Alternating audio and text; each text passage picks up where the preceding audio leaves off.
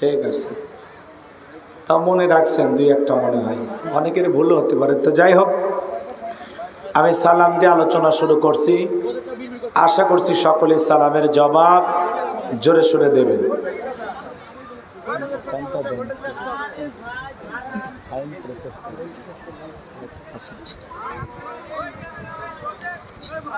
ভাই ভাই ভাই, মিডিয়ার ভাইকে মিডিয়ার কাজ করতে দেন। হ্যাঁ, একটু 2-1 মিনিট হয়তো বটা বসা করবে, কষ্ট হবে না। আর একটু উকি ঝুঁকি মেরে আমাকে দেখবেন, আমিও আপনাদেরকে দেখার চেষ্টা করব। ওই যে মাঝখানে উকি মারে কারা, ওর পিছনে কি দোকান নাকি? ঠিক আছে, আচ্ছা সবাই একটু বসেন বসেন, পরিবেশটাকে সুন্দর করে। আমি সালাম দিয়ে আলোচনা শুরু করছি। আসসালামু আলাইকুম ওয়া রাহমাতুল্লাহি ওয়া বারাকাতুহু। ইন্নাল হামদালিল্লাহিল আকরামিল্লাযী খালাকাল ইনসানা ওয়া কাররামা ওয়া 'আল্লামাহু মিনাল বায়ানি মা লাম ইয়ালাম। ফাসুবহানাল্লাযী লা ইহসা ইমতিনানুহু বিল লিসানি ওয়ালা বিল কলাম। নাশহাদু আল্লা ইলাহা ইল্লাল্লাহু ওয়াহদাহু লা শারীকা লাহু ওয়া নাশহাদু আন্না সাইয়্যিদানা ওয়া সানাদানা ওয়া হাবিবানা ওয়া মাওলানা মুহাম্মাদান আবদুহু ওয়া রাসূলুহু আল্লাযী আরসালাহু বিল হাক্কি বাশীরান ওয়া নাযীরা ওয়া দাঈয়ান ইলাল্লাহি বিইذনিহি ওয়া সিরাজান ওয়া কমারান মুনীরা। ফাকাদ ক্বালা আল্লাহু তাআলা ফি কালামিহিল মাজিদ ওয়া ফি ফুরকানিহিল হামিদ। সকলে জবান ছেড়ে মুহাব্বতে আওয়াজ দিয়ে পড়ুন, আউযু বিল্লাহি মিনাশ শাইতানির রাজিম। বিসমিল্লাহির রাহমানির রাহিম। তাবারাকাল্লাযী বিয়াদিহিল মুলকু ওয়া হুয়া আলা কুল্লি শাইইন কাদির। الذي خلق الموت والحياة ليبلوكم أيكم أحسن عملا وهو العزيز الغفور. صدقت يا رب العالمين. وعن أبي هريرة رضي الله تعالى عنه قال قال رسول الله صلى الله عليه وسلم الدنيا سجن المؤمن وجنة الكافر. رواه مسلم. وقال تعالى في شأن حبيبي إن الله وملائكته يصلون على النبي يا أيها الذين آمنوا صلوا عليه وسلموا تسليما. সকলে দরুদ ইব্রাহিম পড়ুন। আল্লাহুম্মা সাল্লি আলা মুহাম্মাদ ওয়া আলা আলি মুহাম্মাদ কামা সাল্লাইতা আলা ইব্রাহিম وعلى آل إبراهيم إنك حميد مجيد. اللهم بارك على محمد وعلى آل محمد كما باركت على إبراهيم وعلى آل إبراهيم ইন্নাকা হামিদুম মাজিদ।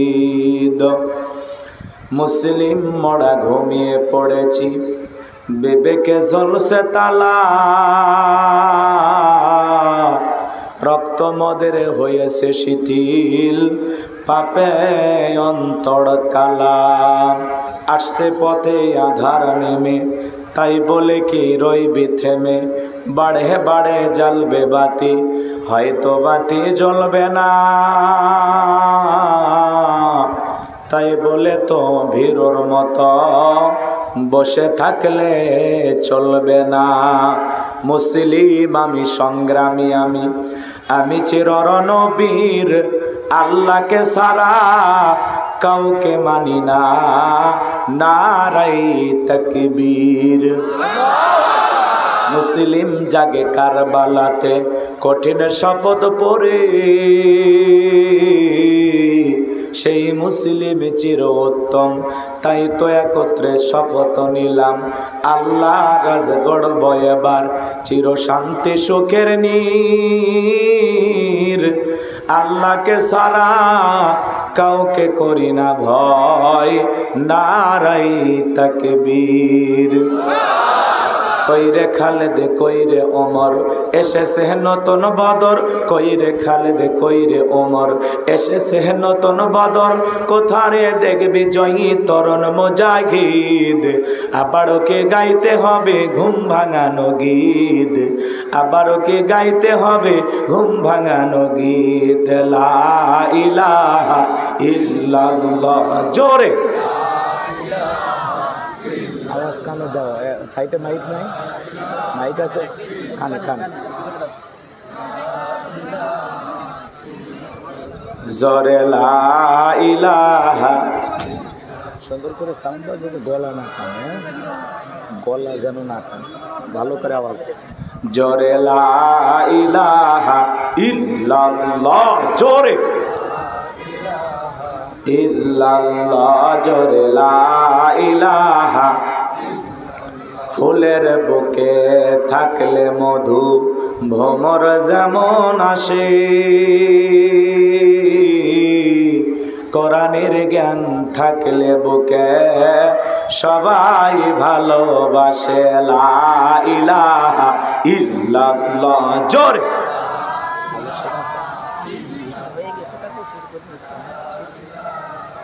শেষে না, যদি করেন এখনই রেমাক্স করবেন। হ্যাঁ, তাহলে আমাদের আর হবে না, এই তো তাহলে আলোচনা করে দেওয়া করে দেবো নাকি? না, এই এক কথা বারবার বলেন, যদি করেন তাহলে এখনই, শেষে আমি করতে পারবো না, কথা বুঝছেন? জোরে লা ইলাহা, জোরে লা ইলাহা, হালকা গরম পানি। লা ইলাহা, লা ইলাহা ইল্লাল্লাহু মুহাম্মাদুর রাসূলুল্লাহ। জবান ছেড়ে এক বাক্যে পড়ছি সাল্লাল্লাহু আলাইহি ওয়াসাল্লাম। বাংলাদেশের ঐতিহ্যবাহী রাজশাহী জেলার বাগমারা থানার অন্তর্গত মধুপুর, মোহনপুর, মানসিংহপুর হাফিজিয়া ও ইতিমখানা মাদ্রাসার উদ্যোগে আজকের এই ১৬তম ঐতিহাসিক তাফসীরুল কোরআন মাহফিলের সম্মানিত সুযোগ্য অনারেবল প্রেসিডেন্ট জনাব আলহাজ ডাক্তার মোহাম্মদ আব্দুল বারী, আল্লাহ পাক তার গোলামকে হায়াতে তৈয়বা সিহতে কুলিয়া দান করুন, সকলে বলুন আমিন। আজকের প্রোগ্রামের প্রধান অতিথি বিশিষ্ট রাজনীতিবিদ জননেতা জনাব আলহাজ অধ্যাপক মোহাম্মদ কামাল হোসেন, আল্লাহ পাক তার গোলামকে হায়াতে তৈয়বা সিহতে কুলিয়া দান করুন, সকলে বলুন আমিন। আজকের প্রোগ্রামের বিশেষ অতিথিবৃন্দ, আমন্ত্রিত অতিথিবৃন্দ, অন্যান্য দাওয়াতি মেহমান, আলোচনা রেখে ধন্য করেছেন রাজশাহী জেলার কৃতি সন্তান, তরুণ আলোচক, আমার অত্যন্ত কাছের প্রিয় ভাই হাফেজ কারি মাওলানা আফতাব আহমেদ সাহেব, আল্লাহ পাক যেন প্রিয় ভাইয়ের কণ্ঠ দিনের জন্য, ইসলামের জন্য, কোরআনের খেদমতের জন্য কবুল করেন। সকলে বলুন আমিন।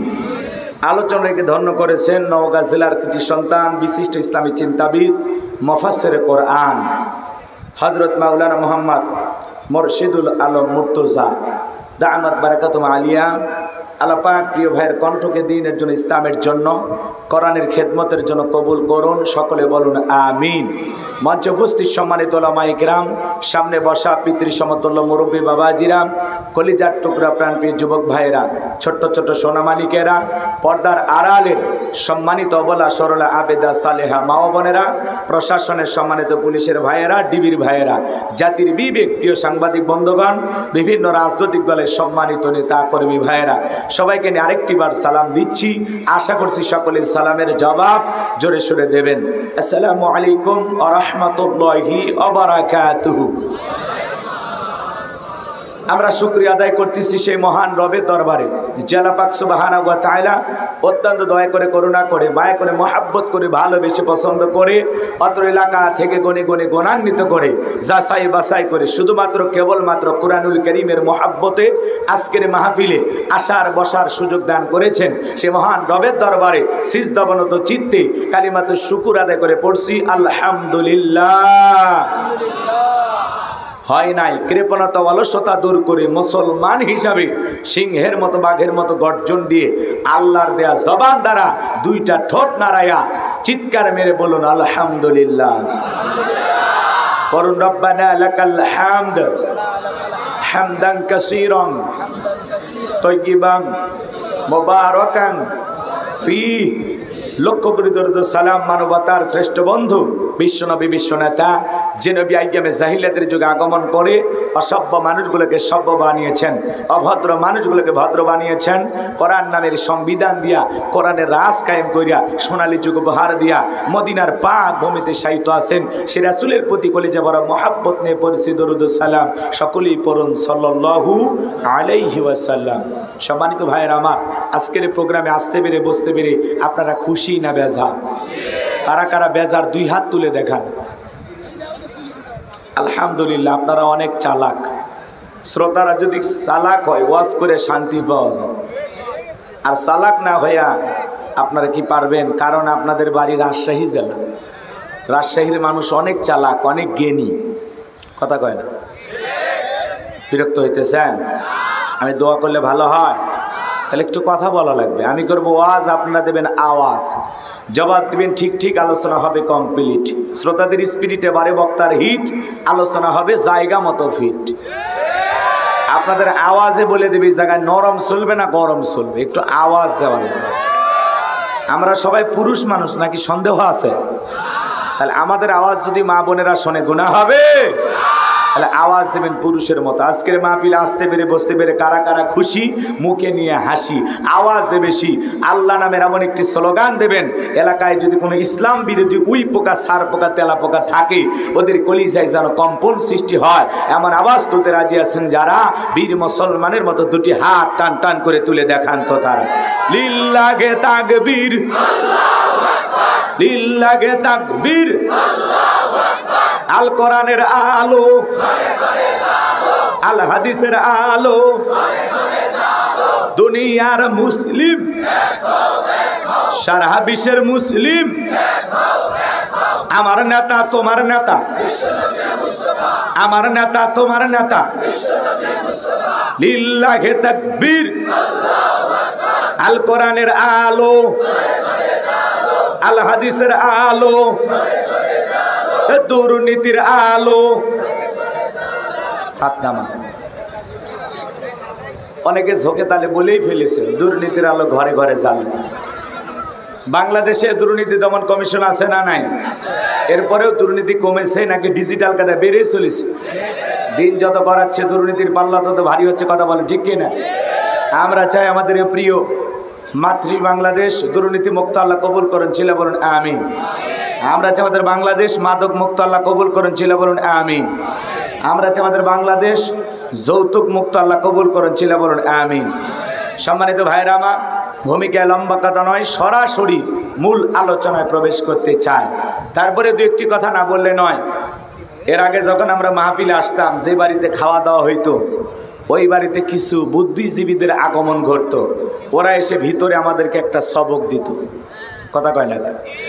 এরপরে মঞ্চে ওঠার পরে এক শ্রেণীর বুদ্ধিজীবীরা এসে বলতে, হুজুর এ এলাকায় মোটামুটি আমরাই সব বুঝে নিত, কথা কয় না। এখন আর সেই সমস্ত বুদ্ধিজীবীদেরকে খুঁজে পাওয়া যাচ্ছে না, কথা বলে ঠিক কিনা?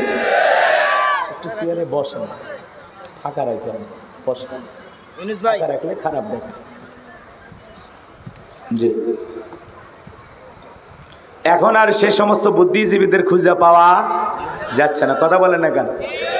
এই দুনিয়ার জমিনে আলেমদেরকে যারা বেইজ্জত করতে চেয়েছিল, আল্লাহ তাআলা আজকে তাদেরকে বেইজ্জত করেছে, কথা বলেন না কেন?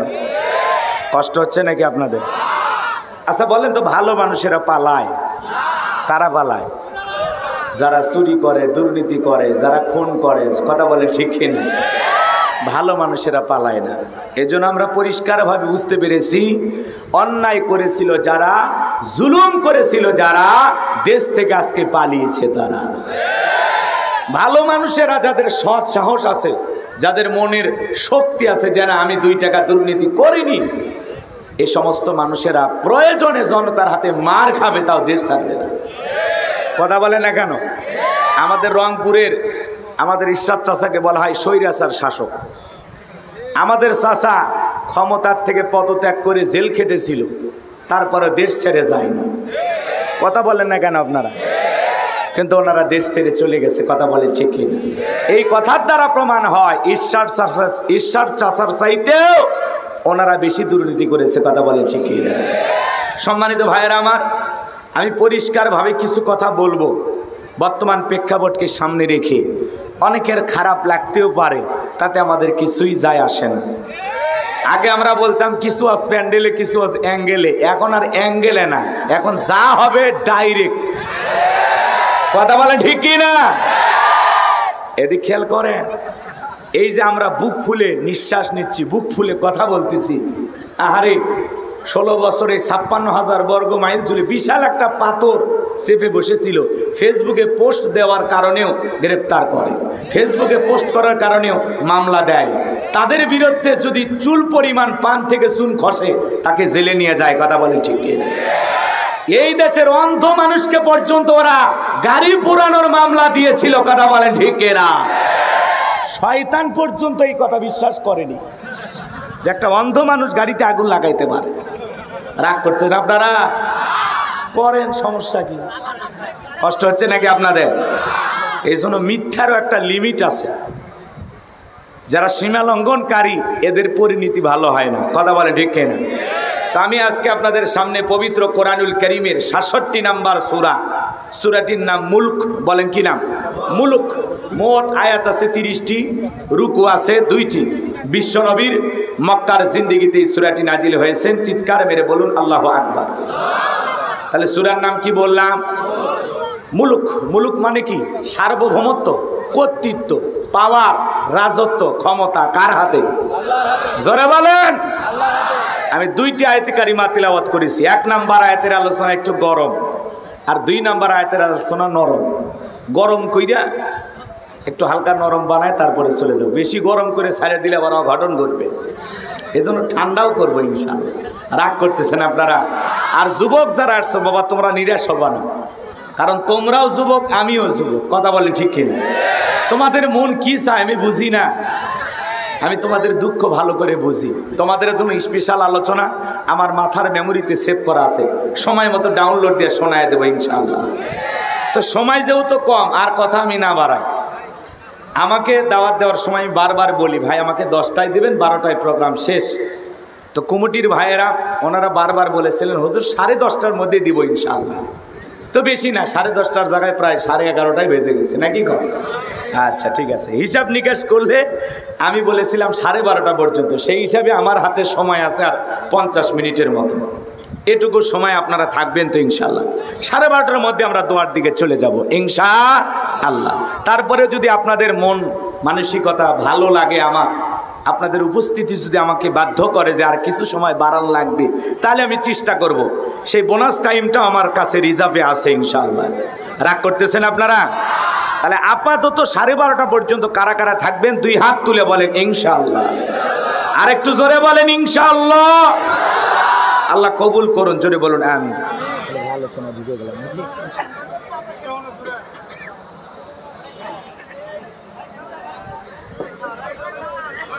সূরার নাম কি বলেছি বলেন? একটু মনে রাখবেন, কারণ বাগমারাতে আরো 2-4 জায়গায় যদি আল্লাহ রিজেকে মাফে আর আমি যদি আসি, সে জায়গায় যা যেন বলতে পারেন যে হুজুর আমরা মধুপুরে গেছিলাম, সে জায়গায় কি ওয়াজ করছিলেন সূরা মুলুক থেকে। মনে থাকবে তো ইনশাআল্লাহ। আমার ভাইয়েরা, আল্লাহর কোরআন থেকে যদি আপনাদের সামনে কথা বলি, বলেন তো বাজান আপনাদের কারো কি কোনো সমস্যা আছে? এই কোরআনের মধ্যে কোনো ভেজাল আছে? কোনো মিথ্যা আছে? কোনো ধোঁকা আছে? আল্লাহ রাব্বুল আলামিন বলেন যালিকাল কিতাবু লা রাইবা ফীহি। আমার আল্লাহ রাব্বুল আলামিন বলেন এটি এমন একটি কিতাব, যেই কিতাবের মধ্যে কোনো সন্দেহ নাই, কোনো সংশয় নাই, কোনো মিথ্যা নাই, কোনো ধোঁকা নাই। There is no doubt. বলুন আল্লাহু আকবার। হুদাল্লিল মুত্তাকিন, মুত্তাকি বান্দাদের জন্য গাইডলাইন হিসাবে, পথ প্রদর্শক হিসাবে আসমান থেকে কিতাবটি নাজিল করেছেন কে?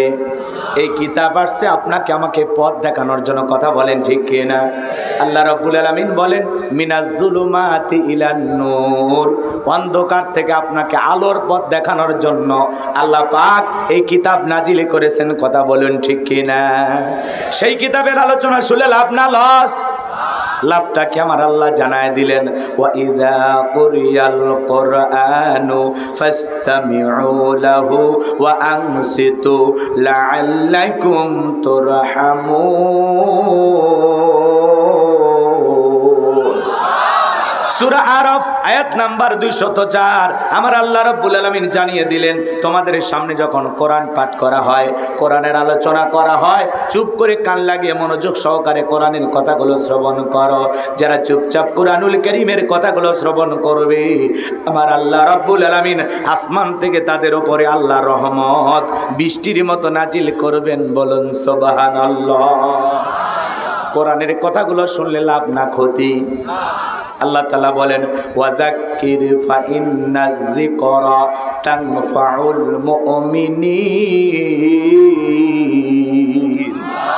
সূরা জারিয়ার 55 নম্বর আয়াত আল্লাহ রাব্বুল আলামিন জানিয়ে দিলেন যারা আমার মুমিন বান্দা, তাদের সামনে যখন কোরআন দেওয়াজ করা হবে, কোরআন থেকে উপদেশ দেওয়া হবে, এই কথাগুলো শোনার পরে আমার মুমিন বান্দাদের উপকারে আসবে। কোরআনের কথা বললে, কোরআন থেকে বয়ান করলে, কোরআন থেকে আলোচনা পেশ করলে, সেই কথাগুলো শুনে মুমিনদের উপকারে আসবে। কথা বলে ঠিক কি না? আজকের মাহফিলে শুধুমাত্র আলোচনা শুনবেন নাকি বাড়ি পর্যন্ত নিয়ে যাবেন? বাড়ি পর্যন্ত নিয়ে যাওয়ার দরকার আছে না নাই? আজকে অধিকাংশ মুসলমান আলোচনা শোনে কিন্তু প্যান্ডেলে রেখে বাড়িতে যায়। এই জন্য আমরা শুনি ঠিকই, কিন্তু আসলে আমাদের ভিতরে সেইভাবে পরিবর্তন দেখা যায় না। কথা বলে ঠিক কি? এই জন্য আমরা শুধুমাত্র কি আছে না, আমি আওয়াজ করবো তো মঞ্চে কথা বলা যাবে না। যা করবেন ইশারায় বাবা কথা বলবেন, ঠিক আছে? একটু 1-1.5 ঘন্টা চুপ থাকেন, পরে কথা বলেন। এদিকে খেয়াল করেন। তাহলে কোরআনের কথা শুনে প্যান্ডেলে রাখবেন না বাড়ি পর্যন্ত নিয়ে যাবেন? জোরে বলেন, বাড়ি পর্যন্ত নিয়ে যাবেন তো ইনশাআল্লাহ? আগেকার মা বোনেরা ভাত রান্না করার সময় একটা চোঙ্গা ছিল, আপনারা চেনেন? এই চোঙ্গাতে ফু দিলে, এই মুখে ফু দিলে ওই মুখ দিয়ে বাতাস বের হয়ে যেত। তো এক শ্রেণীর শ্রোতা আছে এই কান দিয়ে ঢুকায় এই কান দিয়ে বের করে, মাঝখানে কোনো বর্ডার দেয় না যে একটু আটকায় রেখে কিছু কথা বাড়িতে নিয়ে যায়। কথা বলেন না কেন? ওই যে এক দাদা নাদির কথা শোনেন নাই? নদী পার হয়ে আবার শুনতে আসছে, একেবারে আসার সময় কি করছিল জানেন? একেবারে লুঙ্গি খুলে নদী পার হয়ে আসছে। পরে আলোচনা করতে এসে বক্তা বলছে বাবা ফরজ তরফ করা কবিরা গুনাহ। এইবার শুনে দাদা সে আগের মতো লুঙ্গি খুলে নদী পার হচ্ছে, আর নাতি লুঙ্গিতে হাত দেওয়ার আগে চিন্তা করতেছে হুজুর বললো ফরজ তরফ করা কবিরা গুনাহ, থাক আমি আজ থেকে আর গুনাহ করবো না, লুঙ্গি ভিজে হলেও নদী পার হবো। এবার লুঙ্গি ভিজে নদী পার হইয়া শীতের দিন কাঁপতেছে। এবার দাদা বলতেছে কিরে নাতি কাঁপিস কেন? আমি কি তোমার মতো যে খুলে পার হয়েছি? আমার তো ভিজে। কি হয়েছে? আমার লুঙ্গি ভিজে গেছে। কয় হাই হাই কি করলি? সারা জীবন আমি ওয়াজ নদীর ওই পারে নিয়ে রেখে আসলাম, আর আজকে তুই ওয়াজটা নদী পার করলি। তার মানে আমলের চিন্তা ভাবনা আমাদের ভিতরে নাই। কথা বলে ঠিক না? আমল যে করা লাগবে সেই কথা আল্লাহ তাআলা বলতেছেন। আল্লাযীনা ইসতামিউনাল কাওলা ফায়াত্তাবিউনা আহসানাহু উলাইকাল্লাযীনা হাদাহুমুল্লাহু ওয়া উলাইকা হুম উলুল আলবাব।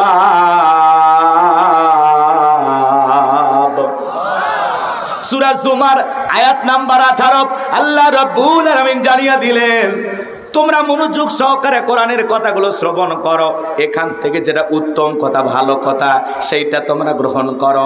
যারা কোরআনের কথাগুলো শোনার পরে এখান থেকে ভালোটা চয়েস করে, ভালোটা গ্রহণ করে, আল্লাহ রাব্বুল আলামিন বলেন উলাইকাল্লাযীনা হাদাহুমুল্লাহু, আমি আল্লাহ পাক তাদের জন্য হেদায়েতের রাস্তাটাকে সহজ করে দেব।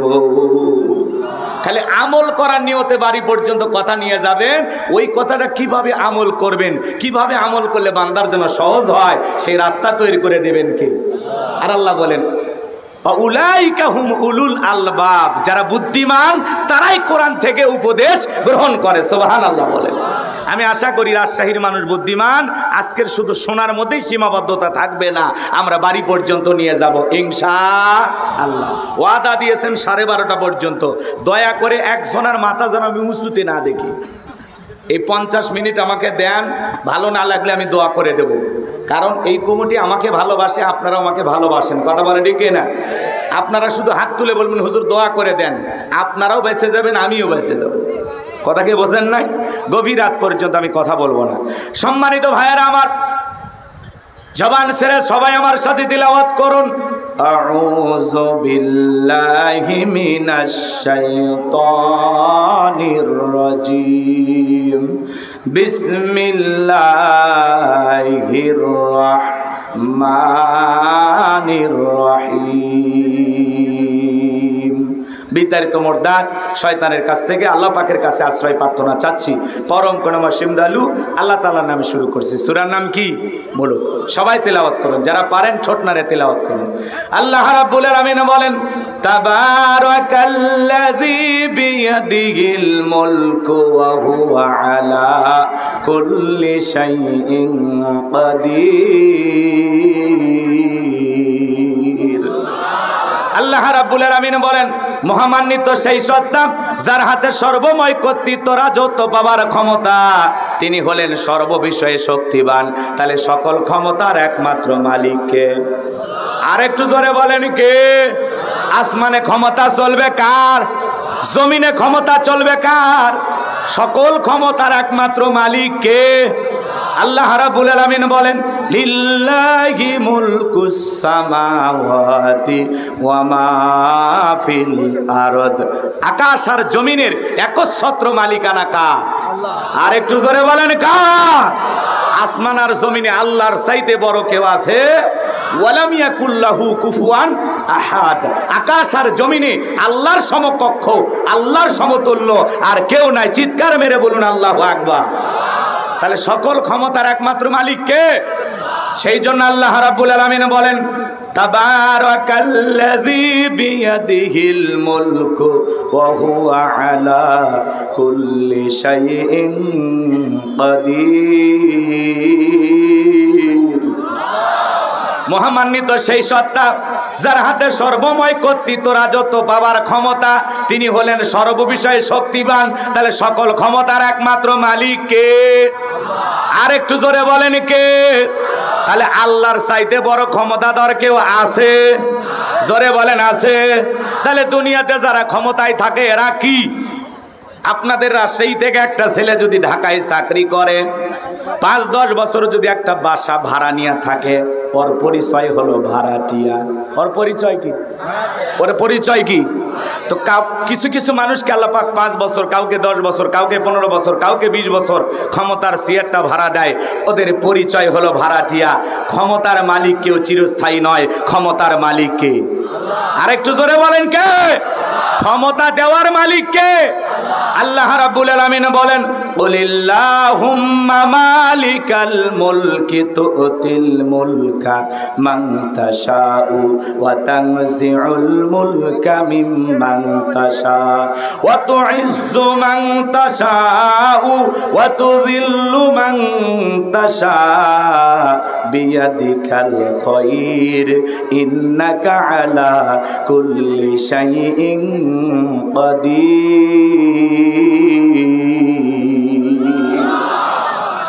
সূরা আলে ইমরান আয়াত নাম্বার 26 আল্লাহ রাব্বুল আলামিন জানিয়ে দিলেন রাজত্ব দেওয়ার মালিক আমি আল্লাহ, ক্ষমতা দেওয়ার মালিক কে?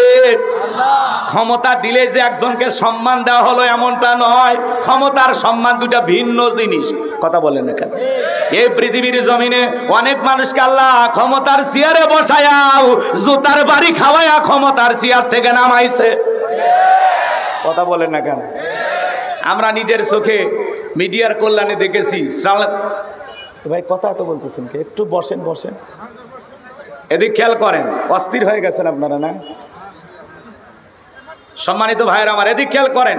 শ্রীলঙ্কার প্রেসিডেন্ট আপনারা দেখেছেন, এই শ্রীলঙ্কার নেতারা যখন জনগণের উপরে জুলুম করেছিল, জনগণের উপরে অত্যাচার করেছিল, জনগণ অতিষ্ঠ হয়ে নেতাকে বাগে পাইয়া নেতার শরীরের কাপড় খুলে হাফ ল্যাংটা বানাইছিল। কথা বলে ঠিক কিনা? ভাগ্যিস ভালো সেদিন হাফ প্যান্ট পরা ছিল। কথা বলেন ঠিক কিনা? এই জন্য এই দুনিয়ার জমিনে অনেক মানুষকে আল্লাহ ক্ষমতার চেয়ার দান করার পরেও লাঞ্ছিত করেছেন। কথা বলেন ঠিক কিনা? কাউকে জুতার বাড়ি খাওয়াইছেন, কাউকে জনগণের সামনে কাপড় খুলে ক্ষমতার চেয়ার থেকে নামাইছে। কথা বলে ঠিক কিনা? তাহলে ক্ষমতা দেওয়ার মালিক কে? আল্লাহ।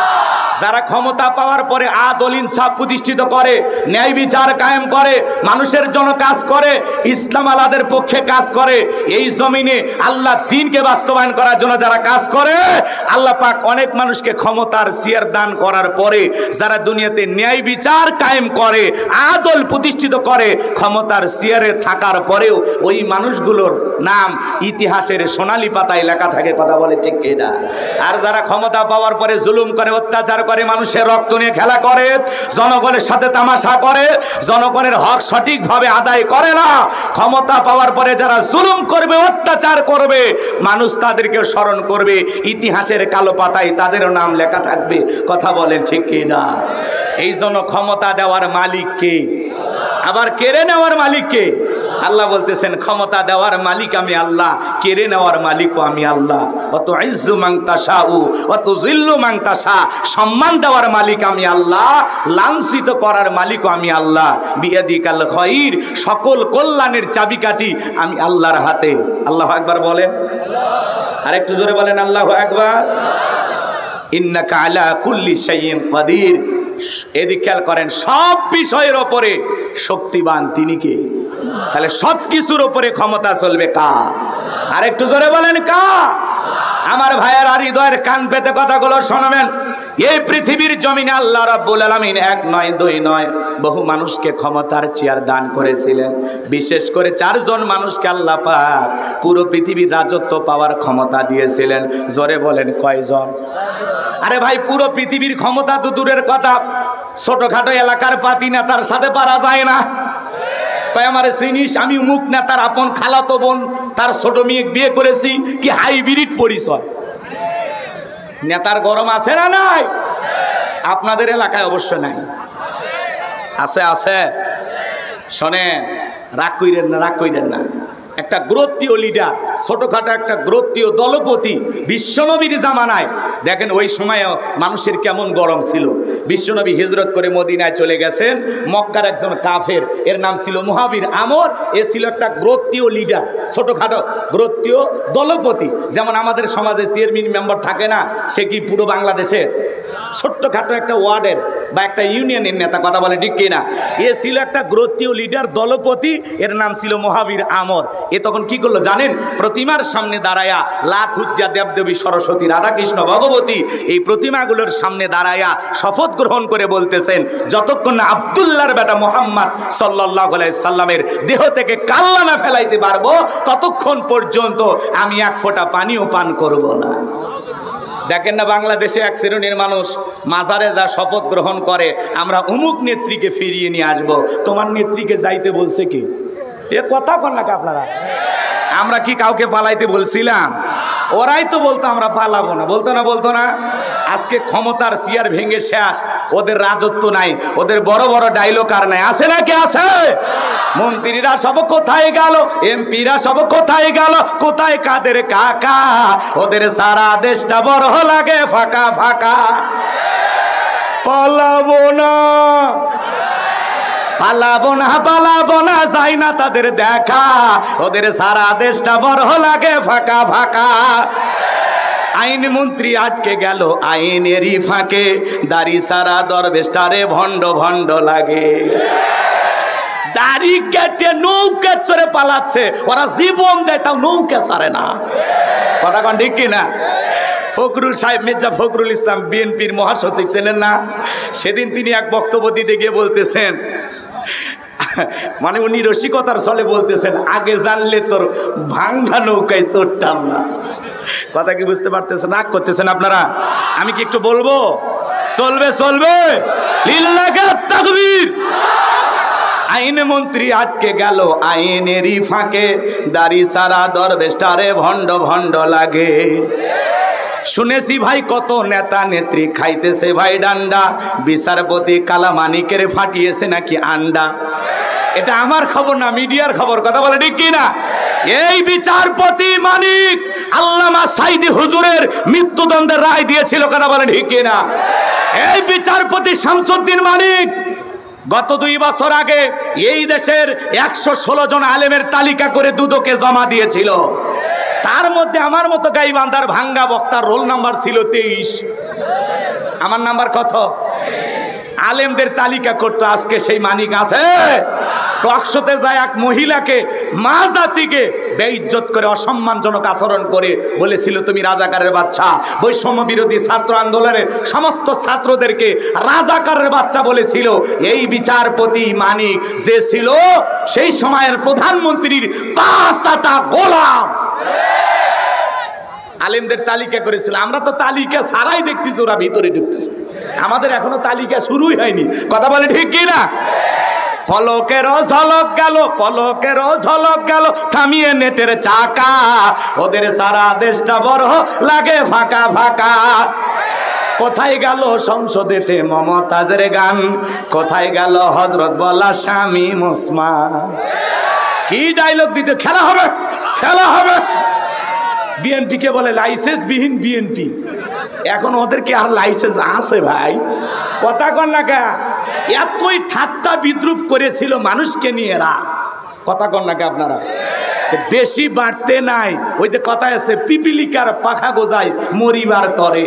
এরা জনগণকে নিয়ে এত ইনসাল করেছিল, এত ঠাট্টা বিদ্রুপ করেছিল।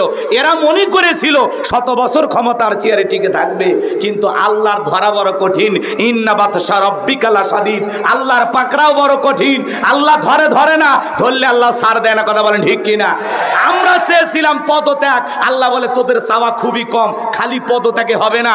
যে পরিমাণ জুলুম করেছে, অত্যাচার করেছে, শুধু পদত্যাগ না, আমি আল্লাহ দেশ ত্যাগ করতে বাধ্য করব।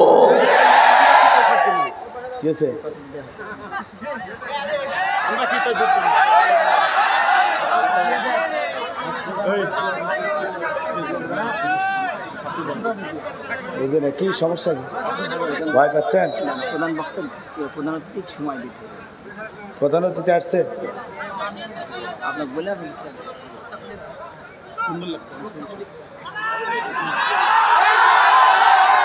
না। শোনেন, এখনো যদি আপনারা ভয় পান তাহলে তো সমস্যা। তাহলে আগেই ভালো ছিল। ওরা এসে বলতো আসমানের ওয়াজ করবেন আর কবরের নিচের ওয়াজ করবেন, জমিনের ওয়াজ করবেন না। আমরা চাই মানুষের মুখে, এদিক খেয়াল করেন, মানুষের যে বাক স্বাধীনতা, এটা যেন আর কেউ হরণ না করতে পারে। মানুষকে কথা বলতে দিতে হবে। কথা বলে ঠিক কিনা? আমরা পরিষ্কারভাবে বলবো, বাস্তবতার আলোকে বলতেছি। আমি কি কাউকে গালি দিছি? ওরা আলেমদেরকে বিরুদ্ধে উল্টাপাল্টা কথা বলতো, তখন তো আপনারা ছাপাই গান নাই। আজকে আমরা একটু সুযোগ পাইছি, ওদেরকে ধোলাই করব না। আপনি বললেও করব, না বললেও বলবো। কথা কন ঠিক কিনা? আমার ভাইয়েরা, এই জন্য আমরা বলবো জুলুম করেছিল যারা, পালিয়ে গেছে তারা। মনে রাখবেন মাজলুমদের উপরে আল্লাহর সাহায্য আছে, কিন্তু কোন জালেমের উপরে আল্লাহর সাহায্য আসে না। কথা বলে ঠিক কিনা? এই জন্য আমরা চাই পরিষ্কারভাবে একটা কথা মনে রাখবেন, আমরা কখনো কারো প্রতি জুলুম করব না, ঠিক আছে তো ইনশাআল্লাহ? তারা জুলুম করে আমাদেরকে যে কষ্ট দিয়েছে, আমরা তাদেরকে সেই কষ্ট দিব না। আমরা তাদেরকে ভালো রেখে বুঝাবো যে দেখো আমরাও ক্ষমতা পেয়েছি, কিন্তু তোমাদেরকে কিভাবে ভালো রাখা যায় আমরা সেই টেনশন করি। কথা বলে ঠিক কিনা? আমরা কাউকে মিথ্যা হামলা দেব না, কারো প্রতি ব্যক্তিগত আক্রমণ দেখাবো না। আল্লাহ সঠিক বুঝ দান করেন, জোরে বলেন আমিন। এখন যদি আপনারা বলেন প্রধান অতিথি ওনাকে দিয়ে দেবেন, তাহলে দিয়ে দেন, সমস্যা নেই।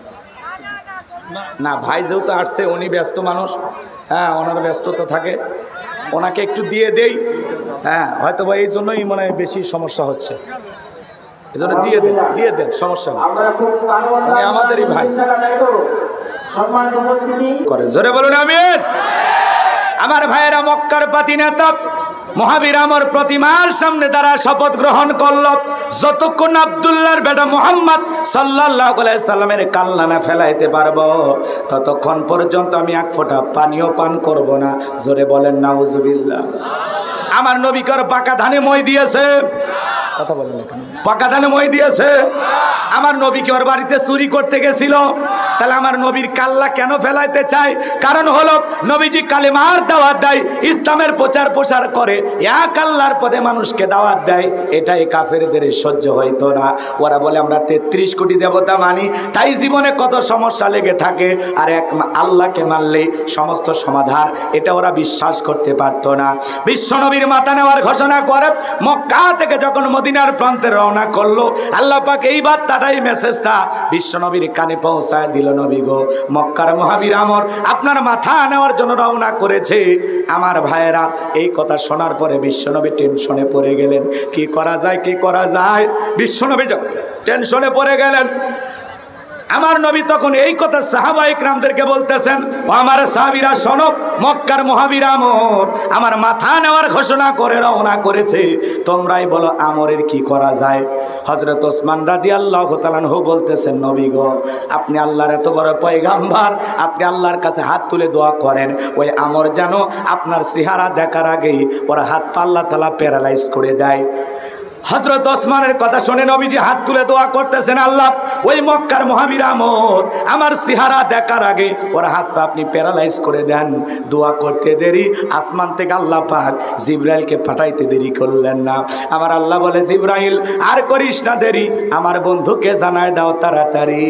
আমি আল্লাহ পাক শুধু 2 হাত দোয়া করার জন্য দেই নাই, মাঝে মাঝে জালিম আর বেঈমানদেরকে সাইজ করার জন্য 2 হাতে লাঠিও তুলে নেওয়া লাগবে। বলেন আল্লাহ আকবার। ওদের হাতে পিস্তল থাকতো, কিন্তু অন্য কোন দলের হাতে যদি মিছিল করতে লাঠি থাকতো, তা ওরা ভয় পেত। কথা কয় না কেন? বোঝেন নাই মনে হয়। একটু খালি মিলানোর চেষ্টা করবেন বাজান গো আমার, লম্বা হবে, আমি লম্বা করব না, গভীর রাত। আমি যে কথা বলতে চাচ্ছিলাম, বিশ্বনবীর দোয়া মঞ্জুর হলো না। জিবরাইল এসে বলে, নবী দোয়া কবুল হবে না, হাত নামান। এদিক খেয়াল করেন, আমার নবী তখন হাত মুখে না নিয়ে হাঁটুর উপরে রেখে দিলেন। আমরা অনেকে মুনাজাত করি, আপনারা করেন কি না জানি না। এই যে মুনাজাত করার সময় এরকম দড়ি পাকায়, মানে হাত তুলে এরকম করে, কিছু লোক আছে না নাই ভাই? আবার কেউ দেখবেন মুনাজাত করার সময় পিসার মাপে, কথা কয় না। আবার যারা দেখবেন বেশি সেনা, এরা চুপচাপ এরকম হাত ধরে বসে থাকে, এটা কি মুনাজাত করার আদব? আবার দেখবেন যে যুবকেরা খুবই চালাক, এরা হাতই তোলে না, চুপচাপ থাকে। যখন হুজুর বলে আমিন, তখন বলে আমিন, হুজুর আজকের মুনাজাত সেই হয়েছে। কথা কয় না কেন? ওকে তো হাতই উঠায়নি, এরকম আছে না নাই আমার ভাইয়েরা? আর আপনারা বলেন তো, সব জায়গায় কি দোয়া দিয়ে কাজ হয়? এই গ্রামের নাম কি? মোহনপুর। এই গ্রামে আমি উদাহরণ দিতেছি কথা বোঝানোর জন্য, এক্সাম্পল, রাগ করিয়েন না যারা আপনারা। মনে করেন এই গ্রামে প্রতিদিন চুরি হচ্ছে, গরু ছাগল চুরি হয়, টাকা পয়সা চুরি হয়, এমনকি সুন্দরী বউটাও চুরি হচ্ছে। চোরের অত্যাচারে এলাকায় থাকা যাচ্ছে না। একটা ছেলে কি করেছে জানেন? বাগমারা বাজার থেকে 10 কেজি জিলেপি নিয়ে আসা ইমাম সাহেবের হাতে ঈশান নামাজ পড়ে দিয়ে বলতেছে, হুজুর চোরের যে উৎপাত বাইরে গেছে, একটু দোয়া করেন চোরের হাত থেকে যেন আল্লাহ এই গ্রামের মানুষকে হেফাজত করে। হুজুর এইবার জিলেপি পাই ঈশান নামাজ পড়ে হাত তুলে দোয়া করে, আল্লাহ চোরের হাত থেকে এই গ্রামবাসীকে হেফাজত করো। ওই সরো জিলেপির গন্ধ পায়া মসজিদে যায় হাত তুলে বলে আমিন আমিন। কথা কয় না কেন? আমার ভাইয়েরা এদিক খেয়াল করেন, হুজুর যদি হাত তুলে দোয়া না করতো, ওই জায়গায় যদি বলতো এই মোহনপুরের যুবকেরা তোমরা যদি তোমাদের গ্রামের ধন সম্পদ টাকা পয়সা গহনাগাটি রক্ষা করতে চাও, এই গ্রামে ঢোকার 4টে রাস্তা আছে, 4 রাস্তার মোড়ে মোড়ে মাগরিব থেকে 4 জন করে যুবক বাংলার লাঠি নিয়ে দাঁড়ায় থাকবা, চোরকে দেখা মাত্রই ওই লাঠি দিয়ে এমন পিটাইবা যাতে 6 মাসে হাসপাতালের বেড থেকে মাজা সোজা করার ক্ষমতা না থাকে। চোরকে হাত তুলে আমিন কইতো নাকি তওবা করে ভালো হয়ে যেত? এই জন্য চুরি বন্ধ করতে হলে শক্ত আইন লাগবে। কথা বলে ঢেকে না? আল্লাহ আইন দিয়েছেন, আল্লাহ আইন দিয়েছেন 1500 বছর আগে চোর যদি চুরি করে হাত কেটে দাও। এই আইন আমাদের কাছে ভালো লাগে না। এই সমাজের নেতারা বলে না ওটা ব্যাকডেট, ওটা বহুদিন আগের পুরাতন আইন, ওগুলো দিয়ে চলবে না। আমরা বলি একবার খালি টেস্ট করে দেখেন। কথা কয় না? সূরা মায়দার ভিতরে আল্লাহ পাক পরিষ্কারভাবে বলেছেন, চোর নারী হোক আর পুরুষ হোক, যদি চোর চুরি করে এটা যদি প্রমাণিত হয়, একটা চোরের হাত কেটে যদি বাইতুল মোকাররমের সামনে মিডিয়ার মাধ্যমে ফলাও করে প্রচার করা হতো যে বাংলাদেশে আইন পাশ করা হলো, চোর যদি চুরি করে হাত কেটে দেওয়া হবে, একটা চোরের হাত কেটে বিচার করে দেখেন বাকি চোরেরা তওবা করে আল্লাহর ওলি হয়ে যাবে। কিন্তু সরিষাই ভূত কারা কারা বন্ধ করবে? ওরা দুর্নীতির পাহাড় জমাইছিল। কথা বলে ঠিক কিনা? 11 লক্ষ কোটি টাকা দুর্নীতি করে বিদেশে পাচার করেছে। এই দেশে পাহাড় সমপরিমাণ ঋণের বোঝা চাপায়া দিয়া, এই দেশের অর্থনীতির মাজাকে ভেঙে দিয়া, রিজার্ভ শূন্য করে দিয়া ওরা দেশ ছেড়ে পালিয়ে গেছে। কথা বলে ঠিক কিনা? এই দেশের হাল ধরে এই দেশ চালানো খুব কঠিন এখন। কথা কয় না? রাগ করতেছে। যত উন্নয়ন তত ডাকাতি করছে। বরাদ্দ হয়েছে 100 কোটি, খাইছে ওরা 90 কোটি। মাত্র 10 কোটি টাকার কাজ করছে। কথা বলে ঠিক কিনা? মাঝে মাঝে দেখেন না এমন রাস্তাঘাট করে রাখছে, হাইরি হাইরি রাস্তাঘাট বরাদ্দ করছে যে কত কোটি টাকা, খাইতে খাইতে অবস্থা এমন শেষ, খালি কোনো মতে কালো পিস আলকাতরা দিয়ে খালি কালো পিস রাস্তার উপরে রেখে গেছে, ছাগল পেশাব করলেও সরে যাচ্ছে। কথা কন ঠিক কিনা? রাগ কইরেন না, রাগ কইরেন না। কষ্ট হচ্ছে নাকি আপনাদের? তাহলে প্রত্যেকটা টাকার দুর্নীতির বিচার বাংলাদেশে হবে। যারা এই দেশের টাকা পাচার করে বিদেশে বাড়ি বানাইছে প্রত্যেকটা নেতার বিচার বাংলাদেশে হবে। কথা বলে ঠিক কিনা? খালি সময় আসতে দেন। কথা কয় নাকি? রাগ করতেছেন মনে হয়। বাজান গ এই জন্য চুরি বন্ধ করতে হলে লাগবে কার আইন? আরো জোরে বলেন কার আইন? আল্লাহর আইন এই জমিনে চালু হোক। কারা কারা চান 2 হাত তুলে দেখান। লিল্লাহে তাকবীর। আল্লাহ এই জমিনকে কোরআনের জন্য কবুল করুন। জোরে বলুন আমিন। হাত নামান সম্মানিত ভাইয়েরা আমার। আমার নবী ডেকে বলে আমার সাহাবীরা আল্লাহ তাআলা দোয়া কবুল করে নাই, তোমরাই বলো কি করা যায়। সাহাবা ইকরামদেরকে ঘোষণা করে বলতেছেন আমার সাহাবীরা দোয়া কবুল হয় নাই, আল্লাহ তাআলা দোয়া কবুল করে নাই। জিবরাইল ডেকে বলে নবী আপনি সাহাবীদের মধ্যে বলে দেন এমন কেউ কে আছে যে আমরের সাথে মোকাবেলা করবে। আমার নবী তখন ডেকে বলেন ও আমার সাহাবীরা তোমাদের মধ্যে এমন কেউ কে আছো যে আমরের সাথে মোকাবেলা করবা? বিশ্ব নবীর কোন সাহাবী দাঁড়ায় না, হযরত আলী দাঁড়িয়ে গেলেন। বলুন আল্লাহু আকবার। আমার নবী ডেকে বলে আলী রে তুমি ছোট মানুষ না বুঝে কেন দাঁড়াইছো? তুমি কি জানো ওই মক্কার মহাবীর আমর এক বেলা খাবার খাই 21 কেজি 3.5 মণ ওজনের তরবারি নিয়ে যুদ্ধ করে। এত বড় বীরের সামনে কেমনে যাইবা? তুমি বসে পড়ো। আমার ভাইয়েরা হযরত আলী রাদিয়াল্লাহু তাআলা বসে পড়লেন। নবীজি দ্বিতীয়বার বললেন, আবারও হযরত আলী দাঁড়িয়ে গেলেন। নবীজি যখন তৃতীয়বার বললেন আবারও হযরত আলী দাঁড়িয়ে গেছেন। নবী তখন 2টা হাত বাড়া বলে আলী রে আয় আমার বুকের ভিতরে আয়। এই কথা বলে বিশ্বনবী হযরত আলীকে বুকের সঙ্গে জড়ায় নিলেন আর দেখে বলে আলী এত বড় বীরের সামনে যাইতে চাস? তোর জানি কি মায়া দয়া নাই? হযরত আলী বলতেছে নবী গো আপনি শুধু আমাকে দোয়া করে দেন, আমার ভিতরের ঈমান বলতেছে ওই আমর আপনার চেহারা দেখার আগে ওরে আমি জমিন থেকে বিদায় করে দেব। ইমানের একটা পাওয়ার থাকার দরকার আছে না নাই? যে ইমান প্রয়োজনে জ্বলে ওঠে না, যে ইমান সত্য ন্যায়ের কথা বলে না, যে ইমান অন্তরে নাই, যে ইমান অন্তরে নাই, মুখে ফোটায় কথার কলি, কিভাবে তারে বলো ইমান বলি, কিভাবে তারে বলো ইমান বলি? যে ইমান প্রয়োজনে জ্বলে ওঠে না, যে ইমান সত্য ন্যায়ের কথা বলে না। জোরে বলেন মারহাবা। ইমানের পাওয়ার থাকা দরকার আছে না নাই? ইমানের আগুনে বাতিলদেরকে আমরা জ্বালিয়ে পুড়িয়ে শেষ করে দেব। কথা বলে ঠিক কিনা? আমার ভাইয়েরা, বিশ্বনবী তখন ডেকে বলে, আলী রে, খালি হাতে দোয়া করলে হবে না। ওসমান, তোমার বাড়িতে কি তরবারি আছে? হযরত ওসমান ডেকে বলে, নবী, আমার বাড়িতে তরবারি আছে 27 ইঞ্চি লম্বা। এখন তো তরবারি কথা শুনলেই বলে জঙ্গি। ওরা জঙ্গির নাটক বানায়। মনে রাখবেন, স্বৈরাচার জালেমেরা যখন ক্ষমতায় থাকে, এরা নতুন নতুন ইস্যু তৈরি করে পাবলিকের আকর্ষণ ওই দিকে রাখে, আর এদের তলে তলে ক্ষমতার বছর বাড়ে, জনগণ টেরও পায় না। এই জন্য ওরা বিভিন্ন ইস্যু দিয়া জনগণকে থামানোর চিন্তা করে। ছাগল কাণ্ড, পরিমণি কাণ্ড, জায়েদ কাণ্ড, রাসেল ভাইপার, বিভিন্ন কাণ্ড দিয়া বিভিন্ন ইস্যু তৈরি করে, একটার পর একটা ইস্যু তৈরি করে, জনগণকে ইস্যু নিয়ে ব্যস্ত রাখে, আর ওরা সিয়ারটা টিকানোর জন্য ব্যস্ত থাকে। বোঝেন না? রাগ করছেন নাকি আপনারা? করেন, কোনো সমস্যা নেই। আমার ভাইয়েরা, গভীর মনোযোগ দিয়ে শুনবেন। বিশ্ব নবী ডেকে বলে, ওসমান, তরবারিটা নিয়ে আসো। হযরত ওসমান তরবারি নিয়ে আসলেন। নবীজি হযরত আলীর হাতে তরবারি দিলেন। হযরত আলী তরবারে পায়ে মারছে দৌড়। দৌড়াইতে দৌড়াইতে দৌড়াইতে আমরের মুখোমুখি হয়ে গেছে। হযরত আলীকে দেখা মাত্র আমর ডেকে বলে, কি রে পিচ্চি আলী, তুই কেন আমার সামনে? হযরত আলী বলতেছে, পিচ্চি না কি, পরে বুঝাইতেছি। মারাবা কর। কথা আছে, ছোট মরিচের ঝাল বেশি। কথা বলে ঠিক কিনা? হযরত আলী একটা দোয়া পড়ে দাগ টানতেছেন, দাগ টানতেছেন। এই দোয়া পড়ে বাড়ির চতুর্দিকে ফু দিলে বড় বড় দুর্ঘটনার হাত থেকে আল্লাহ আপনার পরিবারের সবাইকে হেফাজত করবে। একটু জোরে বলেন আল্লাহু আকবার। হযরত আলী তরবারিটা দিয়ে কি টানতেছেন? দাগ টানা, টানা বোঝেন না আপনারা? এই যে দাগ টানতেছেন, তরবারিতে এরকম দাগ টানতেছেন, এরকম দাগটা টানার পরে তরবারিটা উঁচু করে ডেকে বলতেছে, এই কাফেরের বেটা আমর, তোর যদি সাহস থাকে দাগটা পার হইয়া নবীজির কাল্লা নিতে যায়, এ আয় আয়, খেলা হবে, আয়। আল্লাহু আকবার বলেন। হযরত আলী যখন ধমক দেছে, ওর ভিতরে 19-20 শুরু হয়ে গেছে। মানুষ ছোট, কিন্তু যে হুঙ্কার মারছে, বাপের বেটা হয়ে থাকলে দাগটা পার হয়ে দেখা। বাড়িতে ঢুকছে চোর, বাড়িওয়ালা ল্যাংরা, দুইটা পাই নাই, কিন্তু টের পাইছে চোর ঢুকছে। কিছু না হোক, বাড়ির লোকটা যদি খালি আওয়াজ দিতে পারে, কেন চোর, কি থাকবি না, ভাগে দৌড় মারবি। কারণ একটা আওয়াজে অনেক কিছু ঘটে। কথা বলে ঠিক কিনা? এই জন্য আওয়াজ দেওয়া শেখা লাগবি। কথা কয় না কেন? আমরা আওয়াজ দিতে পারি না দেখে তো জালেমেরা ঘাড়ে এসে জুলুম করে। আমরা কিছুই বলতে পারি না। আওয়াজ দিবেন, আওয়াজ দিবেন।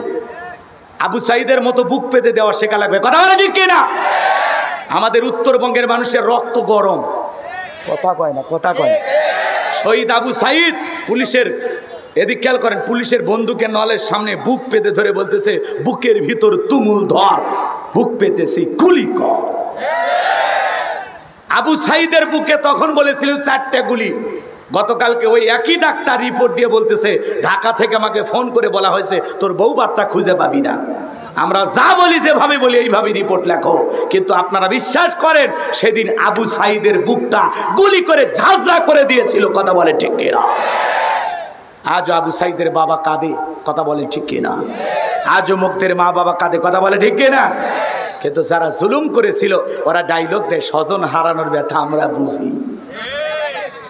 স্বজন হারানো আর সন্তান হারানো দুইটাই এক না। কথা কয় না কেন? মা বাপ কারো চিরকাল বেঁচে থাকে না, কিন্তু নিজের জন্ম দেওয়া একটা ছেলে মেয়ে মারা গেলে কষ্টটা কি যে সন্তান হারায় সেই বোঝে। কি বুঝছেন তো? রাগ করেন না।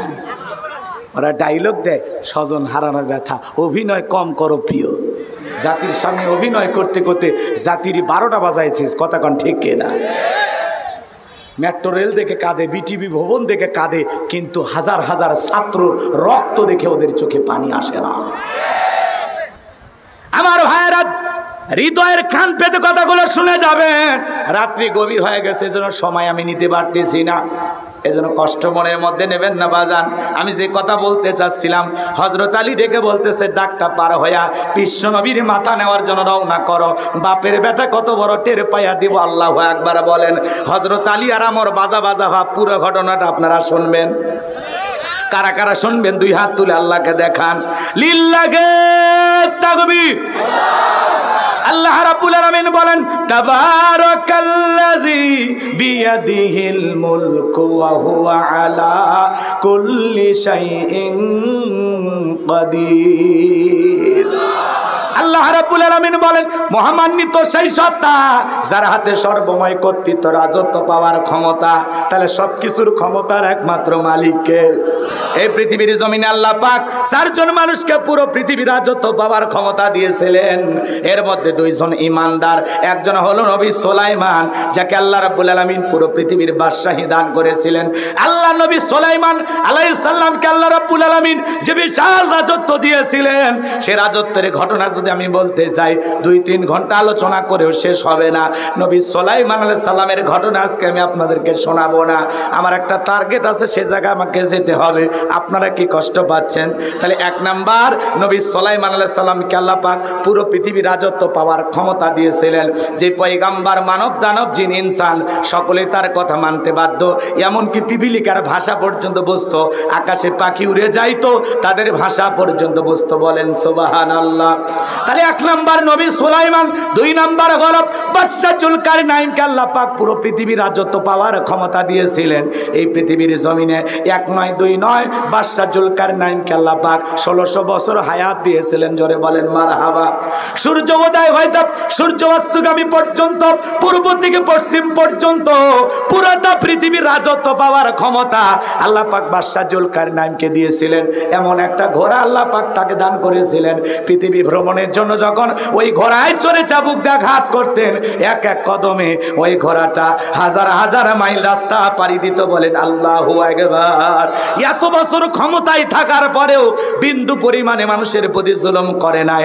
সারাটা জীবন মানবতার কল্যাণে কাজ করে গেছেন বাদশা জুলকারনাইন। বলেন আল্লাহু আকবার। তাহলে 2 জন ইমানদার, একজন নবী সুলাইমান আর একজন বাদশা জুলকারনাইন, যাদেরকে আল্লাহ পাক পুরো পৃথিবীর রাজত্ব দান করেছিলেন। ছোট্ট বাংলাদেশের মতো একটা দেশ নয়, ছোট্ট ভারতের মতো একটা দেশ নয়, পুরো পৃথিবীর ক্ষমতা আল্লাহ তাআলা দিয়েছিলেন। বলেন আল্লাহু আকবার। তারপরে তারা কি ছিল? ঠান্ডা শাসক ছিল, বিনয়ী ছিল, ন্যায় বিচারক ছিল, ন্যায় পরোয়ান বাদশা ছিল। কথা বলেন ঠিক কিনা? এত পুরো পৃথিবীর ক্ষমতা পাওয়ার পরে তাদের মেজাজ কি ছিল? ঠান্ডা ছিল। কথা বলেন ঠিক কিনা? তারা উগ্র আচরণ করে নাই, অভদ্র আচরণ করে নাই। কথা বলেন ঠিক কিনা? আর আমরা ছোটখাটো একটা এলাকার নেতা হলে যে ভাবটা নেই, রাগ করতেছেন আপনারা? এজন্য আমরা বিনয়ী হব, মানুষকে ভালোবাসবো, উদার করব, এই কলিজাটা বড় করব, উদার মনে মানুষকে বুকে টানবো। কথা বলে ঠিক কিনা? আমার ভাইয়েরা শোনেন, সামনে গেলে টের পাবেন। 2 জন কাফিরকে আল্লাহ পাক পুরো পৃথিবীর রাজত্ব পাওয়ার ক্ষমতা দিয়েছিলেন। এর মধ্যে একজন কাফিরের নাম হলো বাদশা বক্তেনাসর। জোরে বলেন কি নাম? আরেকটু জোরে বলেন কি নাম? জালেম বাদশা বক্তেনাসর। এই বাদশা বক্তেনাসরের জামানায় আল্লাহ পাক একজন পয়গাম্বরকে পাঠিয়েছিলেন। সেই নবীর নাম ছিল দানিয়েল আলাইহিস সালাম। জোরে বলেন কি নাম? আল্লাহ নবী দানিয়েল আলাইহিস সালাম সেই কওমের মানুষদেরকে, বনি ইসরাইলদের মানুষদেরকে সুন্দর করে দাওয়াত দিয়ে বলতেন, ইয়া বানি ইসরাঈল যাকুরু নি'মাতি আল্লাতী আন'আমতু আলাইকুম ওয়া আন্নী ফাদ্দালতুকুম আলাল আলামিন।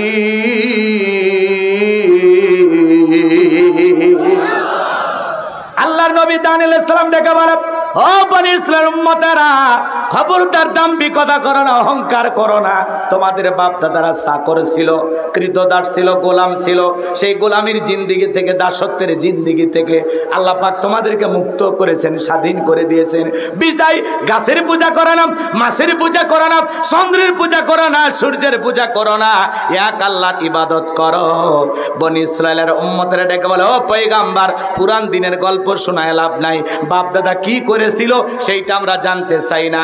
এখন আমরা বড় শান্তিতে আছি, টাকা পয়সা, ঘর বাড়ি, কোনো কিছুর অভাব নাই। আল্লাহ নবী দানিয়েল সাল্লাম তাদেরকে সুন্দর করে দাওয়াত দিলেন, কিন্তু নবী দানিয়েলের দাওয়াত তারা কোনো মতেই গ্রহণ করলেন না। তারা যখন দাম্ভিকতা করতে লাগলেন, আল্লাহ নবী দানিয়েল সাল্লাম দিনে দাওয়াত দেয়, রাতে দাওয়াত দেয়, সকালে দাওয়াত দেয়, বিকেলে দাওয়াত দেয়, কোনো মতেই যখন বনি ইসরায়েল উম্মতেরা দাওয়াত গ্রহণ করলেন না। কারণ বনি ইসরায়েলের জাতিরা ছিল চালাক, এরা ছিল ঠেটা। এরা কি ছিল? এরা সহজে কোনো কিছু বিশ্বাস করতো না। নবী যদি বলতো আযাব আসবে, বলে আগে আযাব নিয়ে আসেন, আগে আযাব দেখি তারপরে ঈমান আনবো। এরকম চালাক ছিল এরা। কথাকে বুঝতে পারতেছেন? এরা চোখে না দেখা পর্যন্ত সহজে বিশ্বাস করতো না। কথাকে বুঝতে পারতেছেন? তো আল্লাহ নবী দানিয়েল সাল্লাম সুন্দর করে বুঝাইলেন, কোনো মতেই যখন দাওয়াত গ্রহণ করলো না, আল্লাহ নবী দানিয়েল সাল্লাম তখন তাদেরকে বলল, সতর্ক করার জন্য বলল, ও বনি ইসরাইল উম্মতেরা, ও আমার কওমের লোকেরা, শোনো, কোন জাতির মানুষ যখন দাম্ভিকতা করে, অহংকার করে, খোদাদ্রোহী হয়ে যায়, তখন আল্লাহ পাক ওই জাতির উপরে দুই ধরনের আযাব আর গজব পাঠায়। এক নাম্বার হলো আসমান জমিনের গজব দিয়া আল্লাহ হয় তাদেরকে ধ্বংস করে দেবে, আর না হয় তাদের ভাগ্যে জালেম শাসক পাঠায় দিবে। জনগণ হবে যেমন, নেতাও হবে তেমন। একটু অপেক্ষা করেন, বুঝতে পারবেন। খাপে খাপ মমতাজের বাপ, খালি লাইন মিলাই নেবেন। সময় কম বেশি ভেঙে বলতে পারবো না। কষ্ট হচ্ছে নাকি আপনাদের? এইবার আল্লাহ নবী দানিয়েল সালামের কথা তারা কর্ণপাত করলেন না, ঘৃণা ভরে প্রত্যাখ্যান করলেন। আল্লাহ পাক তখন ওই কওমের উপরে, ওই জাতির উপরে, ওই বনি ইসরাইল উম্মতের উপরে বাদশা বক্তে নাসরকে পাঠাইয়া দিলেন। বাদশা বক্তে নাসর ক্ষমতার চেয়ারে বসার পরে ঘর বাড়ি থেকে টাকা পয়সা লুটপাট করে নিয়ে যেতে লাগলেন। শুধু কি তাই, নিরপরাধ অসংখ্য মানুষকে জেলখানায় বন্দী করলেন। আল্লাহ নবী দানিয়েল সালাম সহ তার ৭০,০০০ উম্মতকেও জেলখানায় বন্দী করলেন। তাহলে নবী মানুষ কোন জায়গায়? কথা কয় দেখে।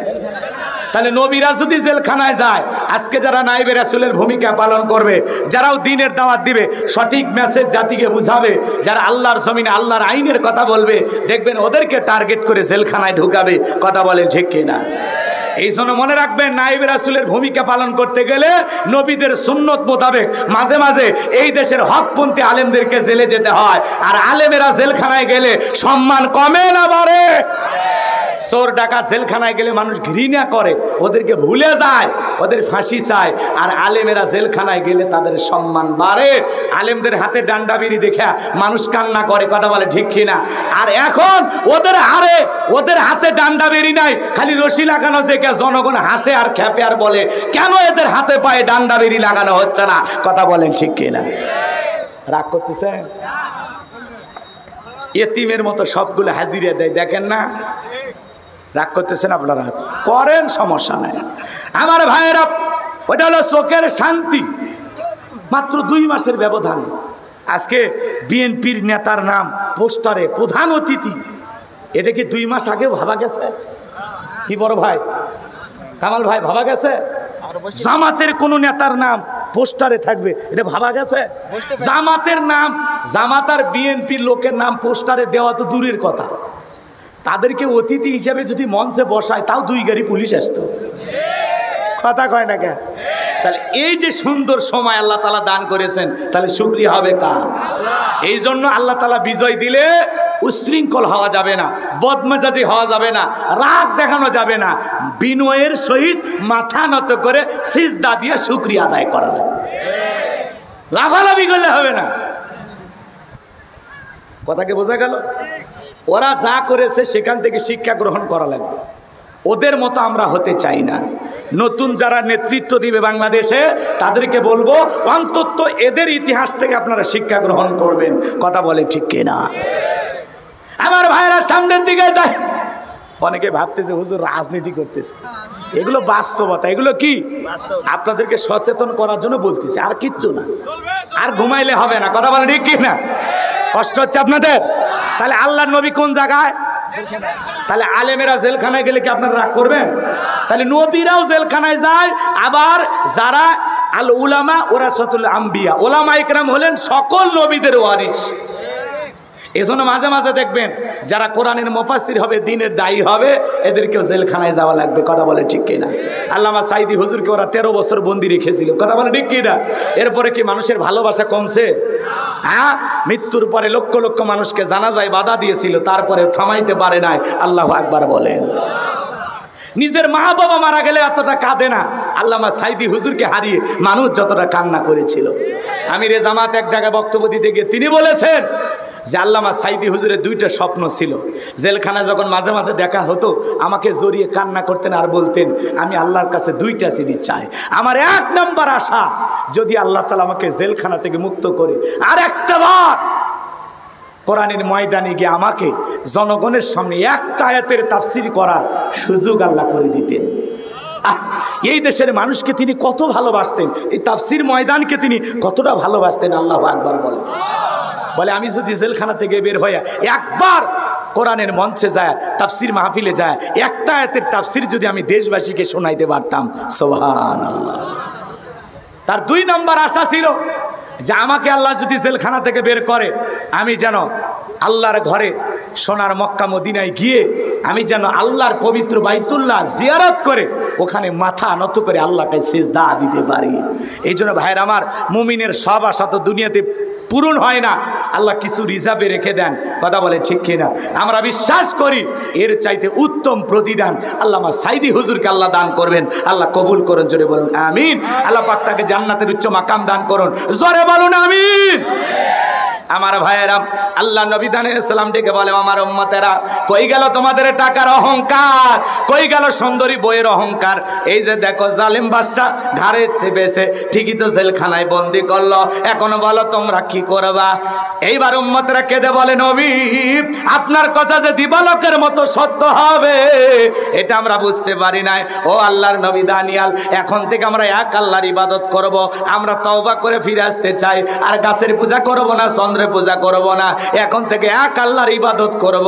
আল্লাহ নবী দানিয়াল দেখে বলে, শোনো, সত্যি যদি তোমরা তওবা করে আল্লাহর গোলামি করতে চাও, আল্লাহর পথে ফিরে আসতে চাও, মনে রাখবেন মায়ের কাছে সন্তান কান্না করলে যেমন মা সেই সন্তানকে ক্ষমা না করে থাকতে পারে না, আমার ভাইয়েরা নবীদের কাছে উম্মতেরা যখন কাকুতি মিনতি করে, নবীদের অন্তরে উম্মতের জন্য মায়ের মতোই দয়া মায়া থাকে। বলেন মারহাবা। দিকে বলে, আমার উম্মতেরা কান্না করতে হবে না, তোমরা যদি সত্যি আল্লাহর ইবাদত করতে চাও, তওবা করে ফিরে আসতে চাও, আজকে রাত 12টার পরে আমি যখন আল্লাহ বলে ডাক দেব, আমার সঙ্গে ঘুম থেকে জাগ্রত হইয়া তোমরা আল্লাহ বলে ডাক দিবা। মনে রাখবা, একমাত্র আল্লাহই পারে জালেমের জেলখানা থেকে মুক্ত করার ব্যবস্থা করে দিতে। রাত 12টার পরে আল্লাহ নবী দানিয়ালাইহিস সালাম সমস্ত উম্মতদেরকে নিয়ে আল্লাহ বলে ডাক দিয়েছেন।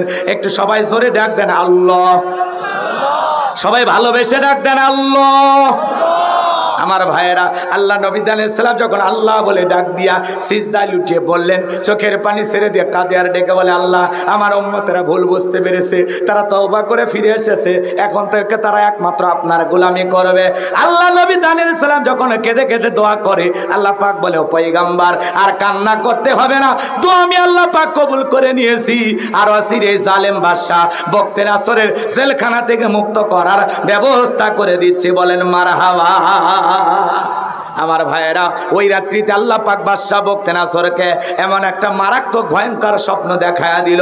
ওই স্বপ্ন দেখা জালেম বাদশাহ বক্তেনাসর চিৎকার মেরে উঠছে।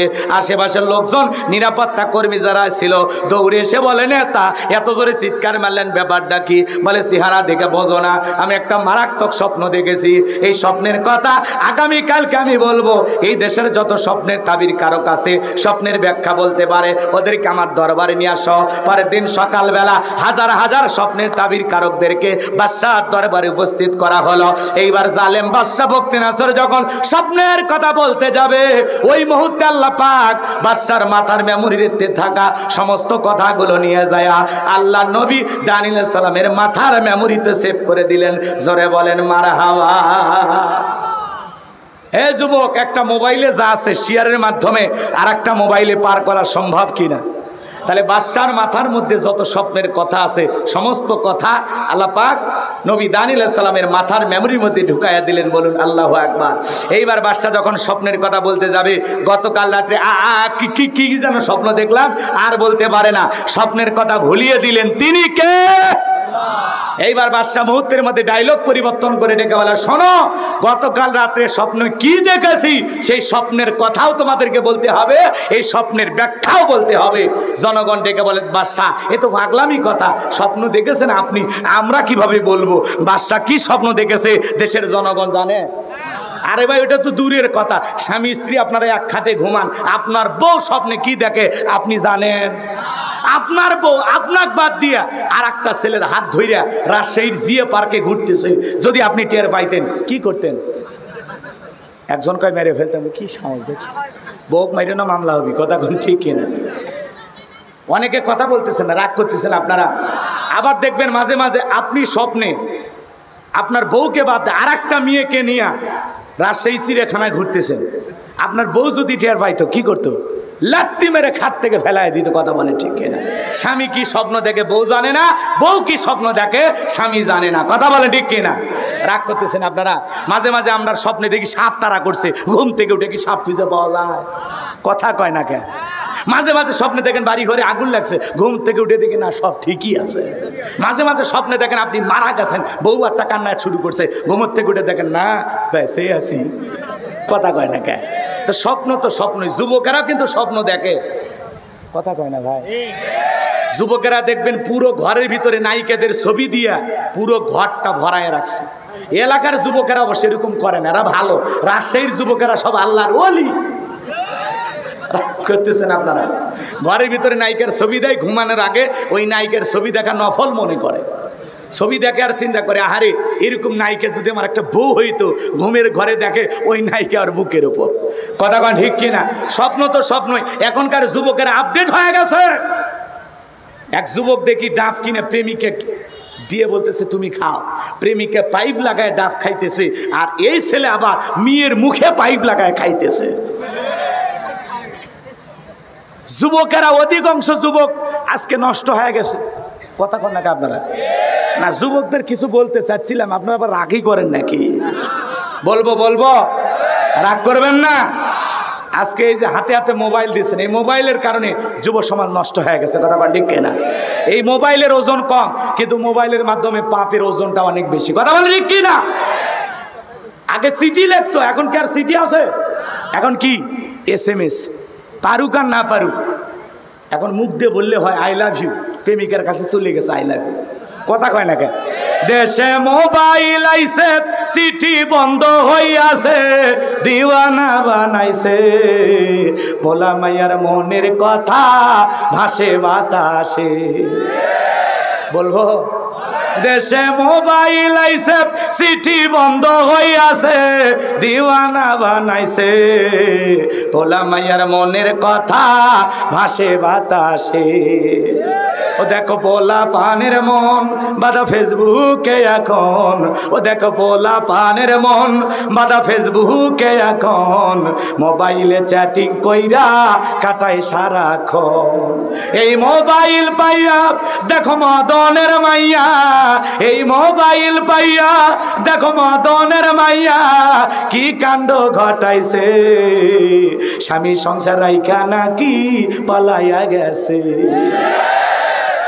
আজকে দেখলাম একটা নিউজ, প্রবাসী এক ভাই বইয়ের নামে 88 লক্ষ টাকা বইয়ের অ্যাকাউন্টে পাঠাইছে। বউ দুটা বেটা সাওয়াল গো, দুটা কথা কয় না, দুটো ছেলে বাচ্চা রাখে, স্বামী আসবে এটা টের পায়ে ভাগে গেছে।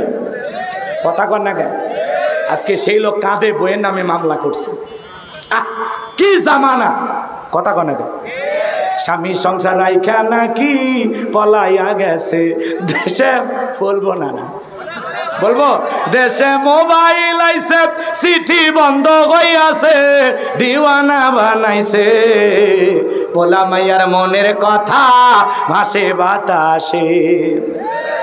দেশে টিকটক আসিয়া সব গেল ভাসিয়া, দেশে টিকটক আসিয়া সব গেল ভাসিয়া, সিদ্দিক সোরা নায়ক হইছে আইডি খুলিয়া। এই মোবাইলে হাই কি জাদু আছে ভাই, এই মোবাইলে হাই কি জাদু আছে ভাই, পোলাপান বুইজাছে পড়ালেখা তুইলা রাখছে সপ্তম আকাশে, পড়ালেখা তুইলা রাখছে সপ্তম আকাশে। দেশে মোবাইল আইছে সিটি বন্ধ হইয়াছে, দিওয়ানা বানাইছে পোলা মাইয়ার মনের কথা ভাসে বাতাসে। এ যুবক ভালো হওয়ার দরকার আছে না নাই? খবরদার, মোবাইলের মাধ্যমে কোনো অবৈধ প্রেম ভালোবাসা করা যাবে না। তোদের পায়ে হাত দিয়ে অনুরোধ করি, খবরদার এই মোবাইলের মাধ্যমে প্রেম ভালোবাসা করবা না। কথা কয় না? পিতা মাতা পছন্দ করে বিয়ে দেবে যেখানে বরকত আছে, মুরব্বীদের দোয়া আছে যেখানে কল্যাণ আছে। মা বাবার পছন্দের মেয়েকে বিবাহ করবা, একা মাতবাড়ি করে পালিয়ে যা বিয়ে করিস না, জীবনে সুখ পাইবা না। তুমি পিচ্ছি বলা, তুমি কি বোঝো? 20 বছর বয়স হয়নি, বাড়িতে এসে বলে আব্বা উত্তরপাড়া লাকিকে আমি কথা দিয়েছি, রাজি থাকলে 1 সাবুন না হলে 2 সাবুন। বাপ মা রাজি হয় না, পালিয়ে যা বিয়ে করে। 3 মাস পরে ওর ভালোবাসা জানলা ভেঙে পালা যায়। এই জন্য যুবক এতটা পাগল হওয়া যাবে না। যত ভালোবাসা সব হালাল স্ত্রীর জন্য, মনে থাকবে তো ইনশাল্লাহ। কোন কোন যুবক পিতা মাতার পছন্দের মেয়েকে বিবাহ করবেন? হাত তুলে দেখান। আল্লাহ যুবকদের কবুল করো, জোরে বলুন আমিন। আমার ভাইয়েরা, বাদশা কি স্বপ্নে দেখেছে আপনারা কি শুনবেন? রাগ করেন না বাজান গো, আমার সামনের দিকে যায়। রাত্রি অনেক গভীর হবে, গভীর করার সুযোগ নাই। আমি আর একটা আয়াত তিলাওয়াত করেছি, সেই আয়াতের আলোচনা একটু হওয়ার দরকার আছে না নাই? এই আয়াতের জন্য 10টা মিনিট আপনাদের কাছে আমি চেয়ে নিলাম। আল্লাহ রাব্বুল আলামিন বলেন, আল্লাযী খলাকাল মাউতা ওয়াল হায়াতা লিয়াবলুয়াকুম আইয়ুকুম আহসানু আমালা ওয়া হুয়াল আজিজুল গফুর। আরেকটু জোরে বলেন আল্লাহু আকবার। আল্লাহ তাআলা বলতেছেন, আল্লাযী খলাকাল মাউতা ওয়াল হায়াতা, যিনি সৃষ্টি করেছেন মৃত্যু আর জীবন। এই পৃথিবীর যত বড় ক্ষমতা ধরক নেতা হোক না কেন, জো বাইডেন হোক, পুতিন হোক, আর কাটিং মারা কিং জম হোক, আর ভারতের দাদা হোক, এরা যত বড় নেতা হোক, বলেন তো বাজান, একজন মৃতকে জীবিত করার ক্ষমতা ওদের আছে? জোরে বলেন আছে? নাই। এদিক খেয়াল করেন, ওদের যত অস্ত্র শস্ত্র থাক, সমস্ত অস্ত্র দিয়ে আসমানের দিকে যদি গুলি নিক্ষেপ করে, আসমান থেকে 1 ফোঁটা বৃষ্টি আনার ক্ষমতা কারো আছে? ওদের সমস্ত অস্ত্র দিয়া যদি জমিনের নিচে গুলি করে, জমিন থেকে একটা আলু বের করার ক্ষমতা আছে? তাহলে ক্ষমতা কার হাতে? জোরে বলেন কার হাতে? আল্লাহ তাআলা বলতেছেন, আল্লাযী খলাকাল মাউতা ওয়াল হায়াতা, যিনি সৃষ্টি করেছেন মৃত্যু আর জীবন, লিয়াবলুয়াকুম আইয়ুকুম আহসানু আমালা, আমি আল্লাহ পরীক্ষা করে দেখব আমলের দিক দিয়ে কার আমল কত বেশি উত্তম। যার আমল ভালো তার আখিরাত ভালো, যার আমল খারাপ তার আখিরাত বরবাদ। কথা বলেন ঠিক কিনা? এজন্য বিশ্বনবী হাদিস শরীফের ভিতরে বলেছেন, ক্বালা রাসূলুল্লাহি সাল্লাল্লাহু আলাইহি সাল্লাম, ইন্নামাল কুবরু রাউযাতুম মিন রিয়াদিল জান্নাহ আও হুফরাতুম মিন হুফারিন নার, রাওয়াহু তিরমিজি। বিশ্বনবী ডেকে বলেন, যে ব্যক্তির আমল ভালো, মৃত্যুর সঙ্গে সঙ্গে আল্লাহ পাক তার কবরটাকে জান্নাতের বাগান বানিয়ে দিবেন, বলুন সুবহানাল্লাহ। আর যে ব্যক্তির আমল খারাপ, আও হুফরাতুম মিন হুফারিন নার, তার কবরটা হবে জাহান্নামের আগুনের গর্ত। একবার যদি কারো কবর জাহান্নামের আগুনের গর্ত হয়ে যায়, তার কিন্তু বাঁচার কোনো উপায় নাই। আমার নবী এক জায়গায় বসা, আসমান থেকে জিবরাইল এসে বলে, নবী এই মুহূর্তে একটা আওয়াজ হইল, আপনি কি শুনতে পাইছেন? আমার নবী বলে, হ্যাঁ আমি শুনতে পেয়েছি। জিবরাইল ডেকে বলে, নবী আজ থেকে 70 বছর আগে আল্লাহ পাক জাহান্নামের গর্তের মুখে একটা পাথর ছেড়ে দিয়েছিল, এই মাত্র জাহান্নামের তলদেশে গিয়া পাথরটা পৌঁছাইলো। চিন্তা করেন বাজান, একটা পাথর ছেড়ে দিলে 70 বছর যদি সময় লাগে জাহান্নামের গর্তের মুখ থেকে নিচে পড়তে। আল্লাহ না করুক, আল্লাহ না করুক, আপনার আমার গুনাহের কারণে, অপরাধের কারণে আসমান জমিনের মালিক আল্লাহ বেজার হইয়া যদি একবার জাহান্নামের গর্তের মুখে ফেলে দেয়, আপনার আমার বাঁচারে কিন্তু কোনো উপায় নাই। এজন্য আল্লাহ বলেন আল্লাযী খালাকাল মাউতা ওয়াল হায়াতা লিয়াবলুয়াকুম আইয়ুকুম আহসানু আমালা। আমি আল্লাহ সৃষ্টি করেছি মৃত্যু আর জীবন, এর মাঝামাঝি যে সময়টা দিলাম আমি আল্লাহ পরীক্ষা করে দেখব আমলের দিক দিয়ে কার আমল কত বেশি উত্তম, কার আমল কত বেশি সুন্দর। তাহলে এই দুনিয়াতে আমল করা লাগবে, আর এই আমলের ফলাফল পাওয়া যাবে হাসরের ময়দানে। এই দুনিয়াটা পরীক্ষার জায়গা। কিসের জায়গা বলেন বলেন? তাহলে ভালো আমলের প্রতিযোগিতা করার দরকার আছে না নাই? নেক আমল করে জিন্দিগিটা সাজানোর দরকার আছে না নাই? আল্লাহ আয়াতের শুরুতে কি বললেন? আল্লাযী খালাকাল মাউতা ওয়াল হায়াতা, যিনি সৃষ্টি করেছেন মৃত্যু আর জীবন। সর্বপ্রথম আল্লাহ মৃত্যুর কথা বললেন। এ বাজান গো আমার, মৃত্যুর কথা আল্লাহ প্রথমে কেন বললেন? এই দুনিয়াতে আসার একটা সিরিয়াল আছে, যাওয়ার কিন্তু কোনো সিরিয়াল নাই। দাদা আসছে, দাদার পরে বাবা আসছে, বাবার পরে আমি আসলাম, আমার পরে আমার সন্তানের আসলো। কিন্তু যাওয়ার বেলায় দাদার আগে নাতি চলে যায়, বাবার আগে সন্তান চলে যায়। বাবার কাঁধে সন্তানের লাশ, এটা হলো দুনিয়ার সবচাইতে ভারী বোঝা। ছাত্র আন্দোলনে যে সমস্ত তরু তাজা প্রাণগুলো, শিশুগুলো মারা গেছে, 105 জন শিশু মারা গেছে, কথা বলেন ঠিক কিনা? ওদের পরিবারকে সান্ত্বনা দেওয়া যাবে না বাজান গো আমার। একজন সন্তানের লাশ বাবার কাঁধে, এটা হলো দুনিয়ার সবচাইতে ভারী বোঝা। কোনো বাবা এটা সহ্য করতে পারে না, কথা বলেন ঠিক কিনা? গভীর মনোযোগ দিয়ে কথাগুলো শুনে যাবেন বাজান। আপনি আমি সবাই কিন্তু মৃত্যুবরণ করব। আর আমার ভাইয়েরা, তাহলে দুনিয়াতে আসার একটা সিরিয়াল আছে, যাওয়ার কিন্তু কোনো সিরিয়াল নাই। একটা সন্তান জন্মগ্রহণ করবে, 9 মাস 10 মাস আগে খবর জানা যায়, কিন্তু একটা মানুষ বিদায় নেবে 9 সেকেন্ড আগেও কেউ জানে না কার মৃত্যু কোথায় হবে, কথা বলেন ঠিক কিনা? এই জন্য আল্লাহ রাব্বুল আলামিন বলেন কুল্লু নাফসিন যায়কাতুল মাউত, প্রত্যেক প্রাণীকেই মৃত্যুর স্বাদ গ্রহণ করা লাগবে। ভাইয়েরা আমার, মৃত্যুর স্বাদ বলতে কি বোঝেন আপনারা? মনে করেন স্বাদ হলো 2 প্রকারের, মিষ্টি খাইলে মিঠা লাগে, নিম পাতা খাইলে তিতা লাগে।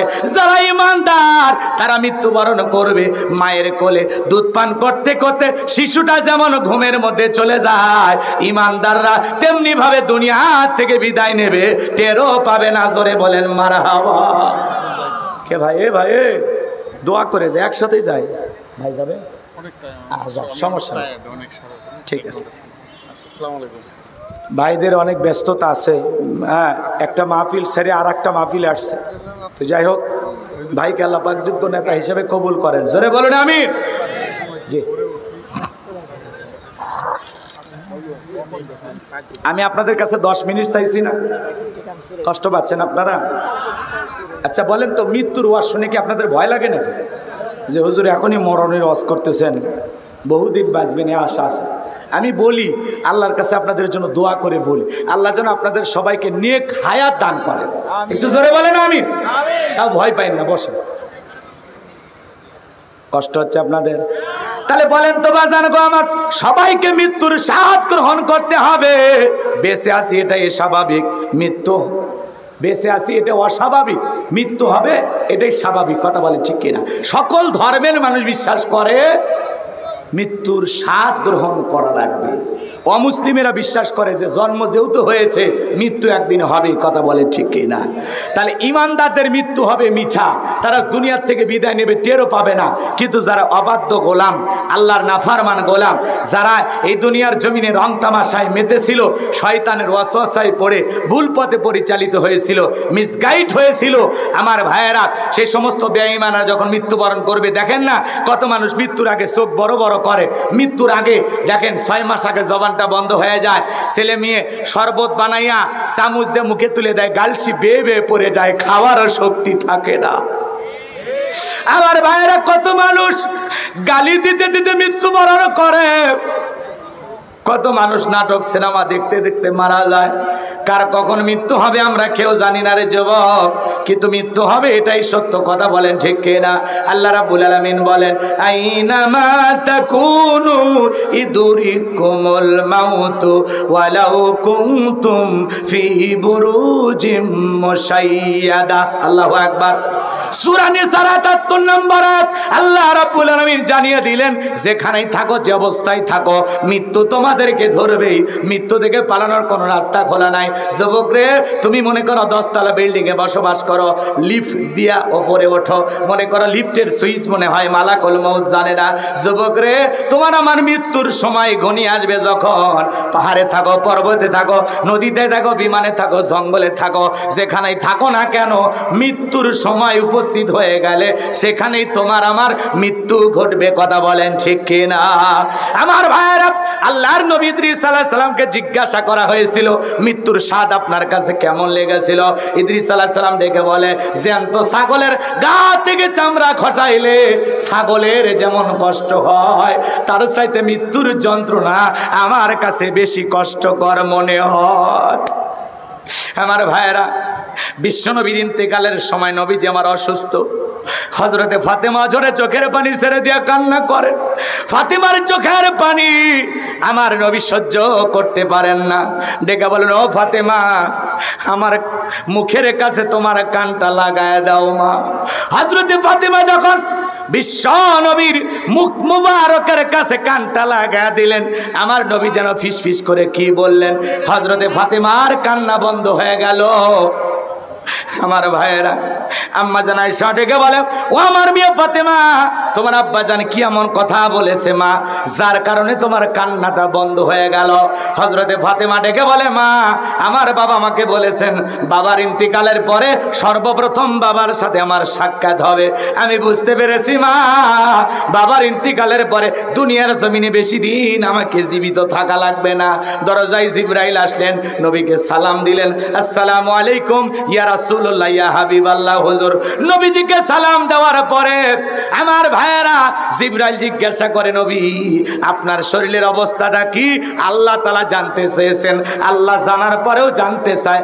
আমার নবী বলে, জিবরাইল, আগের চাইতে কিছুটা সুস্থ আছি আলহামদুলিল্লাহ। আমার ভাইয়েরা, জিবরাইল চলে গেলেন।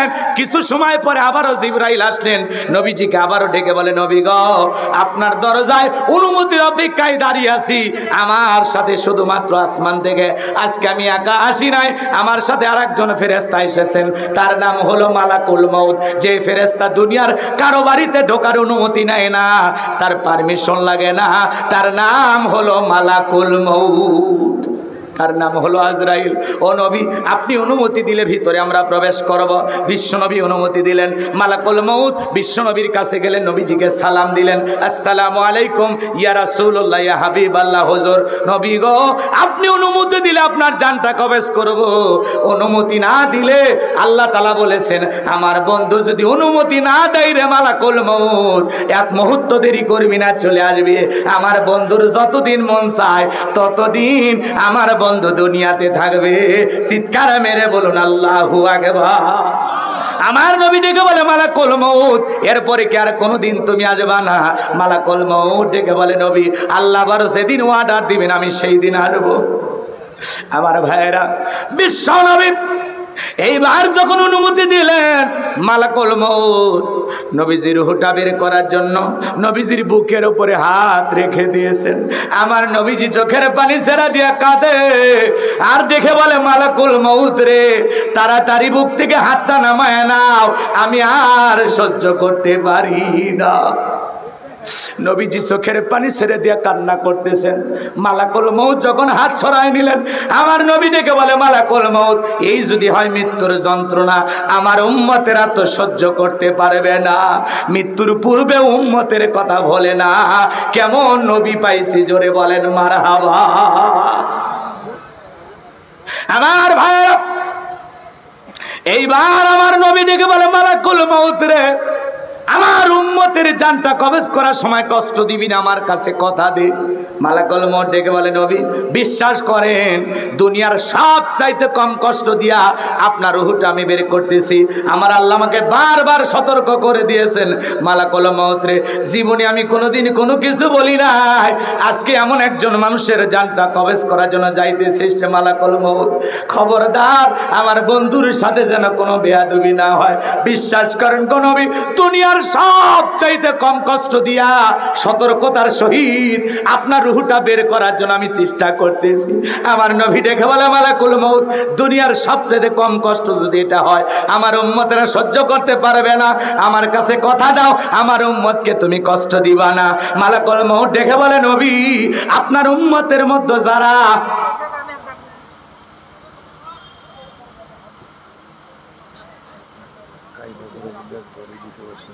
এই অবস্থায় স্যার কি করে টেকনিক খারাপ হবে, কষ্ট হচ্ছে আপনাদের? কষ্ট হচ্ছে? মালাকুল মউত দেখে বলে নবী, আপনার উম্মতের মধ্যে যারা আপনার আদর্শ মেনে চলবে গো নবী, আমি আপনার কাছে ওয়াদা দিতেছি গো নবী, আপনার কাছে আমি ওয়াদা দিতেছি, আপনার সেই সমস্ত উম্মতদের জানটা বের করার সময়, রুহটা বের করার সময় আমি তাদের প্রতি হাসান করব। চিৎকার মেরে বলুন মারহাবা। এইবার মালাকুল মউত যখন দ্বিতীয়বার নবীজির বুকের উপরে হাত রেখে দিয়েছেন, আমার নবী কান্না করে আর ডেকে বলে, মালাকুল মউত রে, মৃত্যুর যন্ত্রণা আর সহ্য করতে পারি না রে, তাড়াতাড়ি হাতটা আমার বুক থেকে নামায় নাও। আমার নবী দেখে বলে, মালাকুল মউত, আমার কাছে মনে হয় পাহাড় আমার বুকের উপরে চেপে ধরা হয়েছে। নবীর কাছে মৃত্যুর যন্ত্রণা যদি এত কঠিন হয়, আপনার আমার মৃত্যুর যন্ত্রণাটা কত ভয়ঙ্কর হতে পারে একটু চিন্তা করার দরকার আছে না? না, এই জন্য ভাইরা আমার, মৃত্যু আসার পূর্বেই লিয়া বুলুয়াকুম আইয়ুকুম আহসানু আমালা, আপনাকে আমাকে উত্তম আমল করতে হবে, নেক আমলের জিন্দেগি করতে হবে। যুবক রে, তুমি কি মনে করেছো রং তামাশায় মেতে আসো? মনে রাখবারে যুবক, আল্লাহ তাআলা বলেন, বাল তুসিরুনাল হায়াতাদ দুনিয়া ওয়াল আখিরাতু খায়রু ওয়া আবকা, তোমরা দুনিয়ার জীবনকে প্রাধান্য দিচ্ছ, অথচ দুনিয়ার জিন্দেগি হলো ক্ষণস্থায়ী, আখিরাতের জিন্দেগি হলো চিরস্থায়ী। কথা বলেন ঠিক কি না? আমার যুবক ভাইরা রে, তোমাদের পায়ে হাত দিয়ে অনুরোধ করে বলে যায়, যুবক, দুনিয়ার রং তামাশায় পাগল হয়ে যায় না। যুবক রে, তুমি যদি 7 দিনের সফরে কক্সবাজারে যাও, তোমার একটা ব্যাগ থাকে, ওই ব্যাগের ভিতরে কাপড় থাকে, প্রেমিকার নাম্বার থাকে, মোবাইল থাকে, চার্জার থাকে। 7 দিনের সফরের জন্য আপনার আমার একটা ব্যাগ থাকে কিনা বলেন? জোরে বলেন, ব্যাগ থাকে কিনা? সফর মাত্র 7 দিন, তাও ব্যাগের প্রয়োজন হয়। আর আপনি আমি পরকাল নামের সফরে যাচ্ছি, বলেন তো বাজান, একটা আমলের ব্যাগ রেডি করে যাওয়ার দরকার আছে না নাই? যুবক তাকায় দেখো, ওই আমলের ব্যাগের ভিতরে নামাজ আছে কিনা, রোজা আছে কিনা, হজ আছে কিনা, যাকাত আছে কিনা, দান খয়রাত আছে কিনা, পিতামাতার খেদমত করেছো কিনা, বিবির হক আদায় করেছো কিনা, সন্তানদের সাথে ভালো ব্যবহার করেছো কিনা, প্রতিবেশীর হক আদায় করেছো কিনা, এই জীবনটা আল্লাহর রাস্তায় পরিচালিত করেছো কিনা। আল্লাহর কাছে হিসাব দেওয়ার আগে, পরকালের বিচার দিবস কায়েম হওয়ার আগে, মালিক ইয়াউমিদ্দিন শেষ বিচার দিবস কায়েম হওয়ার আগে, মৃত্যুর আগেই আপনাকে আমাকে একটু পরকাল নিয়ে আল্লাহর কাছে জবাবদিহিতা নিয়ে একটু চিন্তা করার দরকার আছে না নাই? আল্লাহর কোন কোন বান্দা নেক আমল করে কবরে যেতে চান, 2টা হাত তুলে আমার মালিককে দেখা। আল্লাহ আমাদের সবাইকে নেক আমল করা তৌফিক দান করুন। জোরে বলুন আমিন। হাত সোজা করেন, হাত সোজা করেন। আমি কি হাত নামাতে বলেছি? বলেন বাজান, বলেছি? বলি না। আমি অনেক কথা বলতে চাইছিলাম, আসলে এলোমেলো হয়েছে। টাইমটাও দিয়েছেন আপনারা লেটে, একেবারে দেরিতে উঠায় দিয়েছেন, তারপরে আবার একটু জোট ঝামেলা যা হয়েছে হয়েছে, আলহামদুলিল্লাহ। যেহেতু ওনারা এসেছেন, ওনাদেরকেও একটা সম্মান দিতে হয়, তাই না? তো এই জন্য আসলে পরিবেশের দিক দিয়ে আমি যেভাবে পরিবেশ পাইলে গোছায় কথা বলতে পারি, ততটুকু পরিবেশ আমি পাই নাই। যতটুকু হয়েছে আলহামদুলিল্লাহ, এর মধ্যে আমাদেরকে চলতে হয়। কথা বলে ঠিক কি না? এই জন্য আমি আপনাদের মুসাফির হিসেবে শুধুমাত্র একটা অনুরোধ করব, বাম হাতটা নামান, ডান হাতটা তুলে রাখেন। আল্লাহ বলেন, ইন্নাল্লাহা আশতারা মিনাল মুমিনিনা আনফুসাহুম ওয়া আমওয়ালাহুম বিআন্না লাহুমুল জান্নাহ, নিশ্চয়ই মুমিনদের জান মাল আমি আল্লাহ ক্রয় করে নিয়েছি, বিনিময়ে দেব জান্নাত। বলুন সুবহানাল্লাহ। তাহলে বলেন তো বাজান, এই জীবনের মালিক কে? আপনার আমার সম্পদের মালিক কে? আল্লাহর দেয়া জীবন, আল্লাহর দেয়া সম্পদ, আল্লাহর পথে খরচ করতে রাজি আছেন তো? ইনশাআল্লাহ কোনো কথা হবে না। মুসাফির হালতে একটা মানুষ উঠবেন না, আমি এক্ষুনি দোয়া করব। আর একটু আছে, ওই যে আমরের ঘটনাটা শেষ করার জন্য অনুরোধ করা হয়েছে, আমি শেষ করে দিই। 2টা ঘটনা না, 2টা না বললে একটা অন্তত বলবো ইনশাআল্লাহ। আপনারা ডান হাতটা পকেটের ভিতরে ঢুকে দিয়ে যে যা পারেন, যতটুকু পারেন নবীর ঘর মাদ্রাসার জন্য দিবেন। আমি শুরুতেই বলছিলাম যে ভাই একটা টান দেই, বোঝেনি না? তখন টান মারলে এমনি 20-30 হাজার পাইতেন। সেই কালেকশনের কথা বের করাইলেন, জায়গা মতো বের করাইলেন। আচ্ছা ভাই, ভাই ওটা না, ভাই ভাই বড় ভাই বসে।